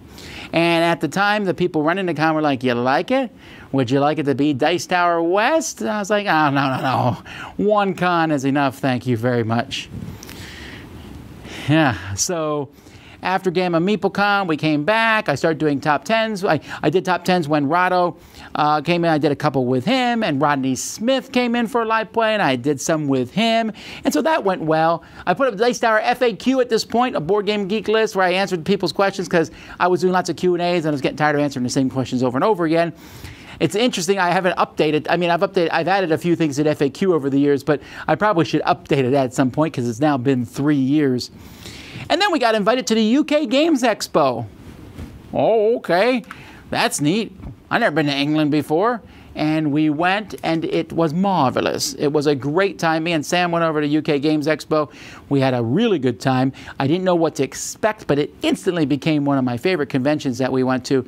And it was neat to see this fairly small convention, which had been way smaller than before we got there. And now, since I've been there, it just has been growing year after year. But from the ground up, it was run so very well. We then went to Origins, and Origins was a big deal because we were starting to do these summer previews, this live stuff, which was basically a duplicate of what we had done at Gamma, but in a bigger open space. And we were like, hey, come by and see us. We'll be here. And we started feeling like we were having presence at the conventions and Origins. Now, we were consistently, as I said, having audio and video problems everywhere. Around this point in time, Derek came and was working full-time, and man, did we throw him in the deep end. Because we had all these things, and people were like, what? You got a video editor, and you're still having these problems? Well, no, we always had these problems. They're just exasperated with all this. We started getting new equipment, and we're like, all right, we got to fix it. We're going to have better sound. We're going to have better video. We're going to do these things. And if there's one thing that's frustrating is when you do something like that, it doesn't turn out well. The internet tells you that didn't turn out well, and you know. And you're like, well, let's just keep trying. And so we did, but it was certainly a cause of a lot of headaches. And like I said, I just felt a lot of stress this particular year from various things like that. We went to the Dice Tower Con, which moved from the Doubletree to the Carib. Suddenly this con started becoming a really big con, for me at least. Sam Healy started a show, Throw Punch Lunch, which went for a couple years there. And as we went by, we found some things worked and some things did not. One of the things that I tried, I did it one time. I believe I did it with Quadropolis. One of the stretch goals was like, all right, we're going to make a series of short little videos, like quick, here's how to play. And then stores could play them and, so on and so forth. It took me forever to make one video. And we did it, and I thought it was okay, not a bad video. And then other people started doing the same thing, and I said, you know what, this isn't our style. I do believe shorter's better. That's one of my things, the Dice Tower. Brevity is good. But that style video just didn't work in our plans at that time. So then we went to the Gen Con and did our big show there and did our Gen Con show. Huge. We got the big room at Gen Con, which was amazing. And our 2015 show, we had a great Gen Con show, and then we had a Gen Con show that wasn't as amazing. And then this one, the step up with big stage, it just felt I cannot tell you folks how much it was to walk into that room and see a huge crowd of people who were there to see us, and remember back to when Eric and I went into a room and there was 2 people there. And that was just a neat thing for us. Sam and Z did music, and we tried to fix some of our video problems at the studio. We made things 1080 finally. That's because the AT&T guy showed up one day and said, "Do you want broadband?" And I was like, "Yes," boom. And then we said, "Okay, now we got this faster speed. I bought big hard drives. What are we going to do with it?" And it's make our videos better. Jason started recording videos with me. Everything is awesome. And around that very time, I turned 40 years old. So everything was awesome. We switched out our Geek Sheet table with a Rathscour's table, a table we still have in one of our studios. We got invited to a small convention up in Connecticut called PortalCon. And we went to Essen and did a live show there too. So we were starting to get into a groove. These are the cons we're doing. We're doing Origins and Dice Tower Con and Gen Con and Essen, and then started fitting the other cons. And I was like, wow, I remember going to just one con a year, but now we were going to quite a few of them. Also, my secret trip to California a year ago to visit the offices of Riot Games and give them advice on the board game. Mechs vs. Minions came out this year and was spectacular and pretty cool. But I'll tell you, as we were just going through all these things, and so the way it would work was, I don't remember the exact schedule, but like one day, Z would come in, and one day Derek would come in, and one day Sam would come in, and one day all 3 would be in, and one day none of them would be in because I would be busy recording stuff. And it worked, right? But man, were we crunched for space. Man, you know, the other guys had to record at home and do their stuff at home, and we would just edit together in the office. It was a good time. You know, it was a very different time than it is now. We still walk around and talk to each other now, but we might pause and watch a video on the internet and then get back to work, and everything. But it started to feel cramped, and so I started making ideas and saying, hey, we need to find our own space. We need to go out and move into a place that's our own. And so we went to Board Game Geek Con, and I said, you know what, there's just too many cons. We have to call something. That was the last year we went to Board Game Geek Con, not because I don't like the con, because I do. We had a booth there, which was our first year of having a booth. Wasn't really the best idea. It was a very slow booth con. But we had a good time there. It was fantastic, and I said, we've gone to so many conventions, we need to cool our jets just a bit and do more focusing on the videos we have at home. In fact, if you'll notice when 2016 you watch these videos, because we were squished in that room, you'll see a lot more mobile recording. You'll see me outside. I did a series of videos from the zoo. I did a series of videos down in the Keys. I did these outside videos, which I'm still pretty happy with how these videos turned out. But, we wanted our own studio because just traveling all around doing that was a bit of work. And then, with all the little problems this year, and I don't mean this video to come across as complaining at all, because with the stress from the video and the sound and the comments, I had a great team of guys that I was working with. I have the greatest job on earth. So this was all minor stuff, and the year capped out with the first Dice Tower cruise, which was phenomenal. It really was. I didn't know what to expect. I kind of had some idea of what to expect. I couldn't expect that it would just turn out to be my favorite thing ever, to go on this cruise, to have this small thing, because I'm an extrovert. I like to be in huge, big, giant crowds. And I realized that this smaller setting with people where I could be more intimate, talking to folks, playing games with folks, really was my jive. Because there still was a lot of people, still had a great time. I loved the perfect mix of gaming and not gaming, fun things that we did. It was just absolutely fantastic. So I had so much fun on that cruise. It was such a good capper to the year. Christmas came and I was like, oh, Christmas, yay, but the cruise was amazing. And we immediately made plans to do a second one in 2017. So that's pretty much 2016. A lot of different things going on that year. Good year for gaming, but the Dice Tower kept going into 2017. But remember at the beginning I said, 2016 was a big changing year, and here's what it came down to. So at the end of 2016, there was this thing about, you know what, we've really expanded the Dice Tower, but it's time to just go on cruise control. We made the Dice Tower, it got bigger, we've gone to all these conventions. Tom, how much growth do you want the Dice Tower to have? why don't in 2017 we just do the same thing that we've been doing? I said to myself, that makes sense. We don't need to keep growing. We don't need to get bigger. Let's just focus. Let's just stay where we're at. Everyone is getting along. Everything's going well. And I don't know exactly what the moment was, but there came some burr in me and I said, I cannot do this. I cannot just leave well enough alone. I'm not happy with exactly how our live stuff is going. I'm not completely thrilled, about how our sound and video is. I feel like we could be doing a better, more efficient job. Live stuff's driving me crazy. Let's find a way to make it work.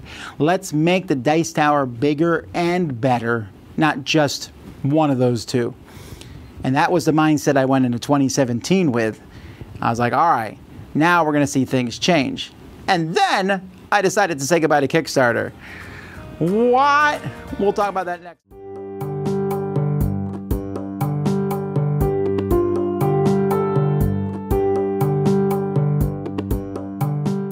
Dice Tower. This is actually going to be the last that I'm going to do for this for several years. We're in the year 2017, and I know it's 2019 as I record this, and 2018 is just, it's too close, so I like to look at things, well, at least with a year and a half of lens, and that's what we're doing here with 2017.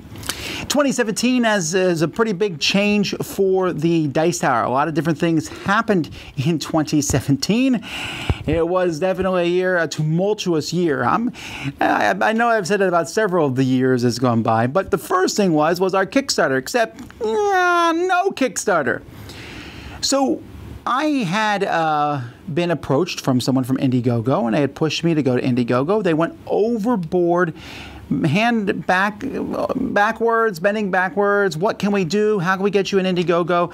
And I was extremely nervous about going to Indiegogo because very few people used Indiegogo. Rodney Smith had used it, but very few other people had used it, and I wasn't sure whether it would get the amount of people, even though they were offering me a better deal.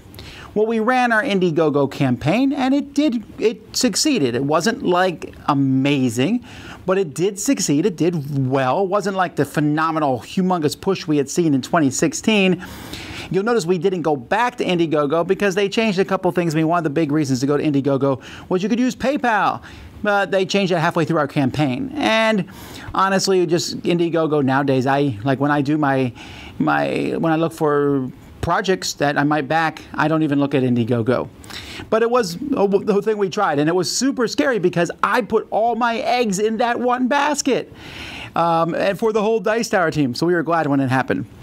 The big thing about 2017 are, in 2016, it's like, hey, where's our stretch goal? Our stretch goal was Derek, and having Derek on board, Derek, our video editor, having him on board, and by the time we got to 2017, the flow of things was good. He was editing my reviews for me, and things were much better.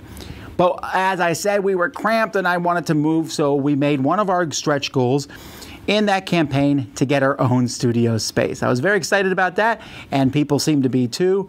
To move out of my house, my wife didn't seem to shed many tears about that, and find a studio space. Meanwhile, during this time, we did a live 24 or 30-hour thing.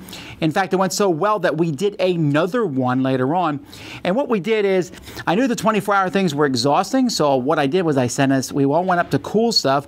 In their area there, we set up the cameras. We had a lot more space, and I brought in more people. We took breaks, and people slept, and so it was 30 hours of continuous stuff that you could watch, but not necessarily 30 hours of a drain on us. And it worked better. In fact, it was the best way to do the 24-hour marathon, or now 30-hour marathon. It was a much more expensive way because of hotel rooms and all that stuff. I also started a Slack channel at this point, so good and bad. First of all, internally, for us and all the Dice Tower contributors, Slack channel is amazing, still use it to this day. A Slack channel for all the people who watch our show, that still exists, but I'm just so busy, I don't have much chance to check it, and I know that some people still use it and have fun with it and everything, but I wasn't able to keep up with it as much as I thought I would. Tina was an artist I had met at Origins. Tina Bongino. She did a dice guy for me. I went and got a 1-minute sketch or $1 minute sketch or something, and she did a dice guy, and I really liked it. I thought, wow, what a cool little piece of artwork. And I was like, and I kept thinking, man, I love to use this. And so as time went by, she started doing more and more of these for us. 2017 was the year I started getting them done for many of the contributors of the show. And it was just neat to have this artwork from her. And it gave Dice Tower a bit of a more cohesive graphical feel to it. Well, we're still having problems with the live stuff. Over the year of 2017 was where I finally felt like we got live, not solved, I guess, but finally figured out how to do live more properly, to do live stuff. Now, our big live everything push has happened here in 2019, but 2017 was the year we got a nice live stream machine. We took it to some of the things that we did over the course of that year, and it worked really well. So, I knew that they were going to be announcing PAX Unplugged, which showed up in Philadelphia later on in the year. So in this year was the year I went to PAX East. It was a neat thing to see. Board gaming was certainly a very big part of PAX East. I have not gone back much because we can't do all conventions, but it was a cool thing to go to. But during this problem, there was a three-pronged thing. So I went from PAX East, and from there, I went directly to Gamma, where we did our big live Gamma things. And then directly from Gamma, we did MeepleCon. This was a 3-convention-in-a-row thing for me, and I haven't done it since, actually. And I distinctly remember I was at MeepleCon having a fun game, and well, let me backtrack a little bit. One of the cool things about this Gamma was Joe Stedman, my co-host from ages ago, came back and we recorded episode 500, big episode for the Dice Tower with Joe, and everyone was on board, and we just all together had a great time. And it was so much fun to be with Joe because I was like, hey, there's this new game out, Blood Rage. And he's like, well, who did that? I was like, oh, Simon. He's like, who's Simon? And so I had to, catch him up on everything. But so anyway, I went to MeepleCon, and in MeepleCon, in the very middle of the episode of me playing Kemet with some people, I got a phone call from my father and found out that my mother was dying. So I went home from this, flew directly out. I was one of those fortunate people who had a chance to go and talk to my mother before she passed away and say exactly the thank you that I should say, to a mother. And so I was very fortunate, and then she died about a month after that and flew out for a funeral. So all this stuff was going on in the background. Meanwhile, we were looking for a studio to be in. So we found a studio to rent. So I live here in Florida, the king of homeowners associations. I live in a homeowners association. We had been running the Dice Tower for my house for a long time. No one said anything. It was fine and good. We found a new little place. The landlord, the realtor who found it for us, it was his brother who was the landlord. Great little place. And another homeowner association, which was like right next to my house, which was pretty neat. So I was able to, I could walk to work. And so we found it, and we're like, well, can we, run the Dice Tower? The thing I was like, no matter where I go, we need to explain very clearly what we're doing here. I don't want to trip up and find, that we can't stay in this place. And both the realtor and the landlord assured us for sure we could be there. Well, we had one of those neighbors there, the little old lady who lives across the street, who not only figured out who we were, the Dice Tower. I mean, we didn't put signs up or anything. She went and watched videos. I did, for example, a live building of our wall where I put all the games up and people watched me for some reason put games on a wall. And a few things like that. I did a little tour of the office and everything and found those, earmarked those, went into our house when we weren't there. The door was unlocked for whatever reasons. Went in and checked it out. Immediately reported us to HOA. HOA said, get out and get out now. And our landlord went in and argued to the hilt for it. And I said to him, honestly, none of this matters. Even if we could figure out some sort of loophole to stay in there, we don't want to stay in a place that doesn't want us. But it was really discouraging because we had moved in, we had put down carpeting, we had made the place. We hadn't done everything, which was fortunate. There was still a lot more things that we were planning to add. But, there was a lot that we had done. So I said to the realtor, I said, we need a place now. We got to find a place to put all this stuff. And he fortunately found this place I'm in right now. And this is not in a homeowner association. And we got here, and the The landlords were like, wow, what you're doing is fantastic. We love having you here. And it's amazing. We have a great relationship with them. And this place, a little smaller maybe than we're starting to feel a little cramped, with the space here. But still, it's a great place to be. And with our new live stream equipment, and we got new cameras and lights and all sorts of things, it felt like we were there. Now, all this happening, my mom passed away. So I'm off the scene for a little bit handling that. And, of course, the move of the studios. At the same time, Chaz Marler, we just came to agreement that the amount of work he was doing, and we really couldn't afford to keep paying him part-time for what he was doing. It was just a very mutual thing.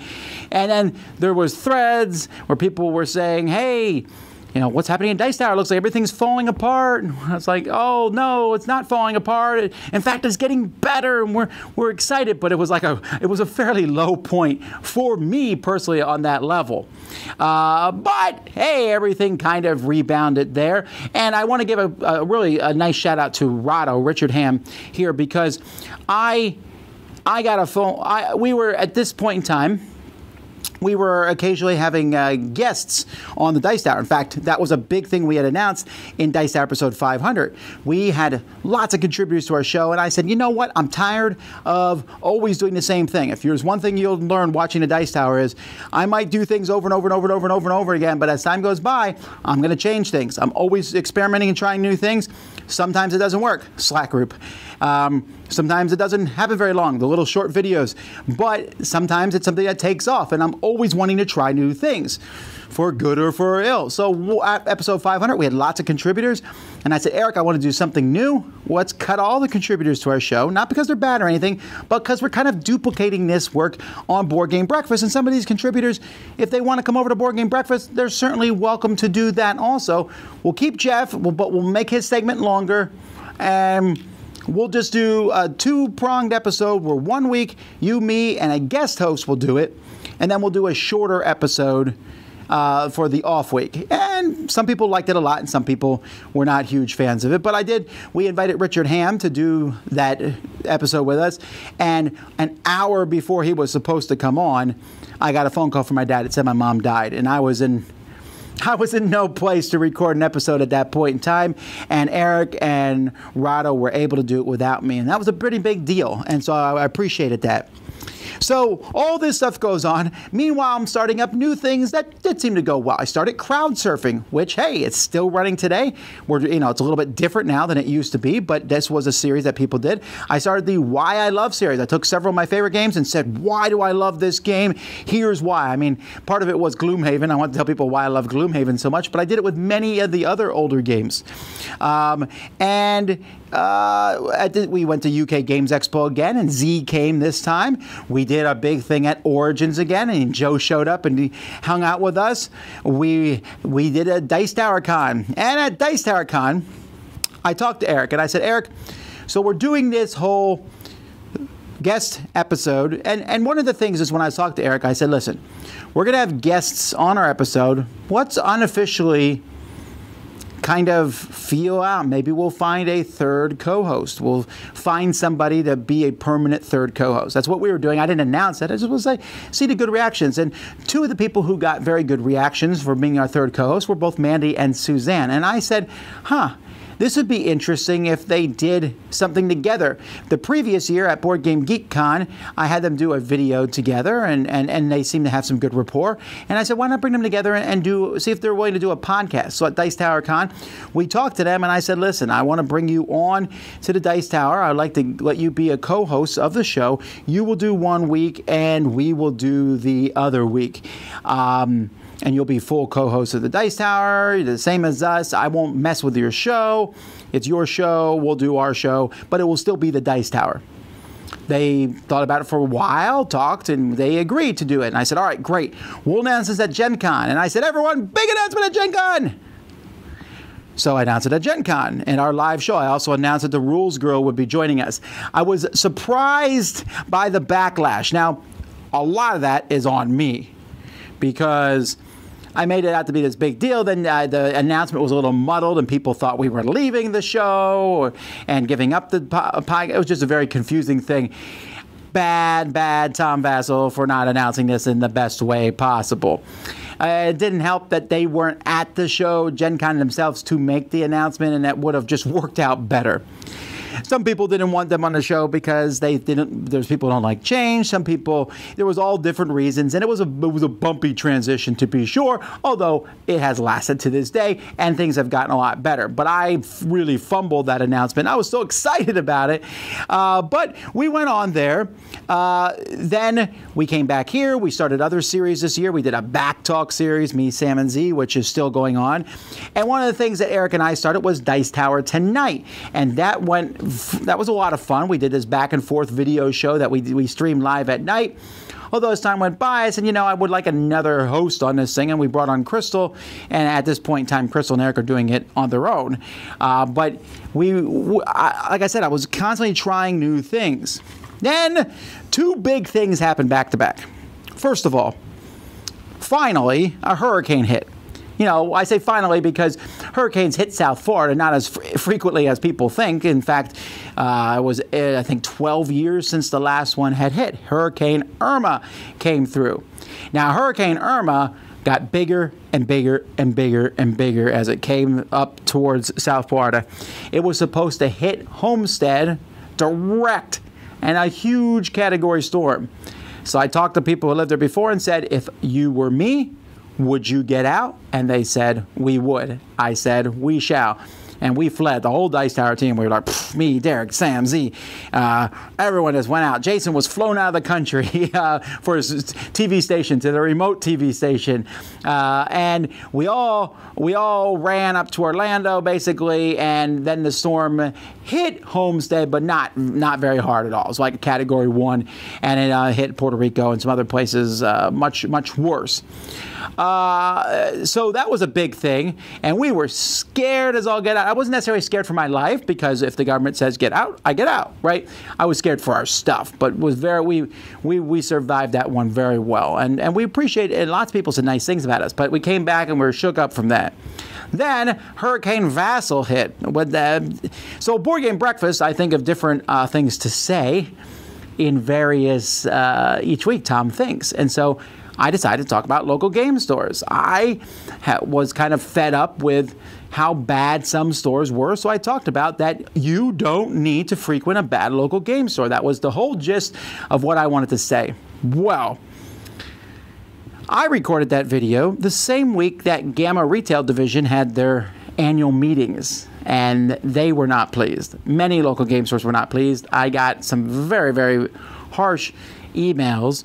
And some very negative feedback online from the local game stores. Not all of them. A lot of them were very, very nice about it. And a lot of publishers were very, very nice about the whole thing. But I got some definite feedback. So I did not mean to criticize good stores. I did not. So I did. Now, I apologized if that's the way people took it the following week, and then did a series on why there's a good thing about local game stores. But Gamma said to me, we don't think we're going to have you come back to Gamma Trade Show next year. And then when I told people we probably wouldn't be back at the Gamma Trade Show, then they backpedaled on that. So it was just a mess for a while. And anyhow, that's all well and done with, and I try to think very carefully about the things I say. I try not to be political when we talk. I try to say things I think that are just, hey, this is what's going on in our community and things.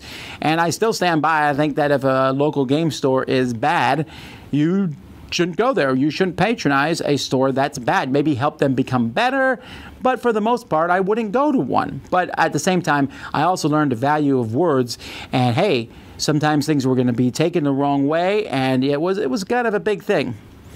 So, meanwhile, good things happened. We did our joint Top 100. We did a Top 100 where all three of us did together. First time we had done that, and that went over like gangbusters to the point where we decided to do it again in 2018. We went to PAX Unplugged. That was a fantastic convention. We had a great time there. Then we did the cruise, and that was a great second cruise. Fantastic. It was one of those conventions that just got better the second time all the way through. And we had a big discussion on whether Die Hard was a Christmas movie or not in one of our back talks. Good ending to a very tumultuous year. 2018 was not nearly as tumultuous as 2017. And overall, You know, I look back at the year and it seems so long ago. It's been 2 years now, as of this week, actually, that my mom passed away. And it just seems like it happened so far in the past. It seems 2 years ago that we were at MeepleCon, which has now turned into Dice Tower West and has been fantastic. It's been 2 years ago since that stuff happened with Gamma, and I'm getting along really well with Gamma and all the folks there now. Some people still, you know, aren't friends of Dice Tower, but that is what it is. It's been 2 years since that hurricane hit, and you wouldn't know it by the stuff that's happened here. What might happen in 2019? I don't know. We're going to come back and we're going to talk about the history of 2018 last year and 2019 and 2020 in a few years. I'll come back and continue the history of the Dice Tower. But at this point in time, I look back and I have some thoughts on everything. I am thankful for the viewers. I'm thankful for people who helped us both financially and by watching the show.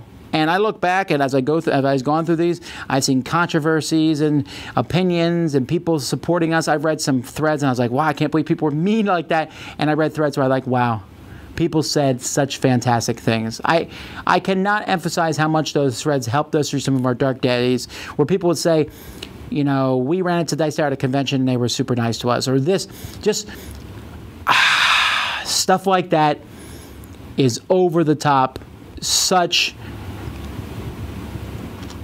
It's great, and I appreciate it. And I appreciate all the people who helped get us to where we are. We've had contributors come, we've had contributors leave. You know, I look at, you know, we've had, when you look at Board Game Breakfast, the slew of contributors there is very different than they were, but I remember the ones and the folks who helped us at the very beginning. From Joe, helping me at the very beginning, the first co-host of the Dice Tower, and then Sam, and then Eric, and then Sam again, and Z, and then Derek, and then Kenny, who just helped out so much, and now Roy and Chris and Mandy and Suzanne and Crystal and Amby and Robert helping with the website, and Jason who helps with everything. You know, what is the future of the Dice Tower? I don't know. I always have plans. I'm always changing things.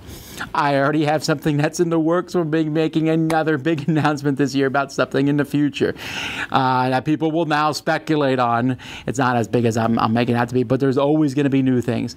We're always going to try big things. Some of those big things I try are going to fail. I'm sure of it. Some of those things I'm going to try are going to succeed. The Dice Tower might not even exist in a couple years. Who knows? That's not my goal, but I'm just thankful that I was able to do a history of the Dice Tower that's lasted this many episodes. Yeah, I'm so thankful.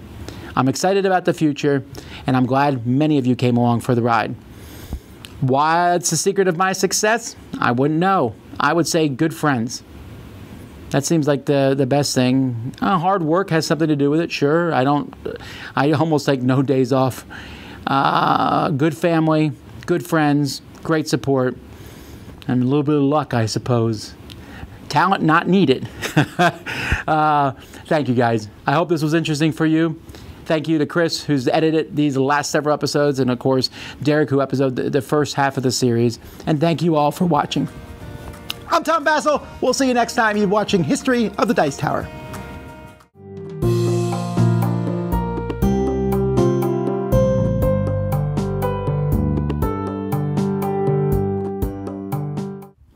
And that's it. You made it through 4 hours of stuff. That's crazy. But hey, guys, I'm really thankful for those of you who watch us. I'm thankful for those who made the Dice Tower where it is. At some point, we'll go on, come back in 4 years, and I'll do 18, 19, 20, and 21 or something like that. And who knows where the Dice Tower? Maybe the Dice Tower won't be around in 4 years. I hope so. It's been a fantastic ride, and it's because of you all watching. All right, well, that's enough of one of the longest YouTube videos we've ever put up. Thanks to Chris Barr, who edited this thing. It is a beast. I know it is, but I appreciate it. And that's it. Until next time, I'm Tom Vasel, and you've been watching a history of the Dice Tower.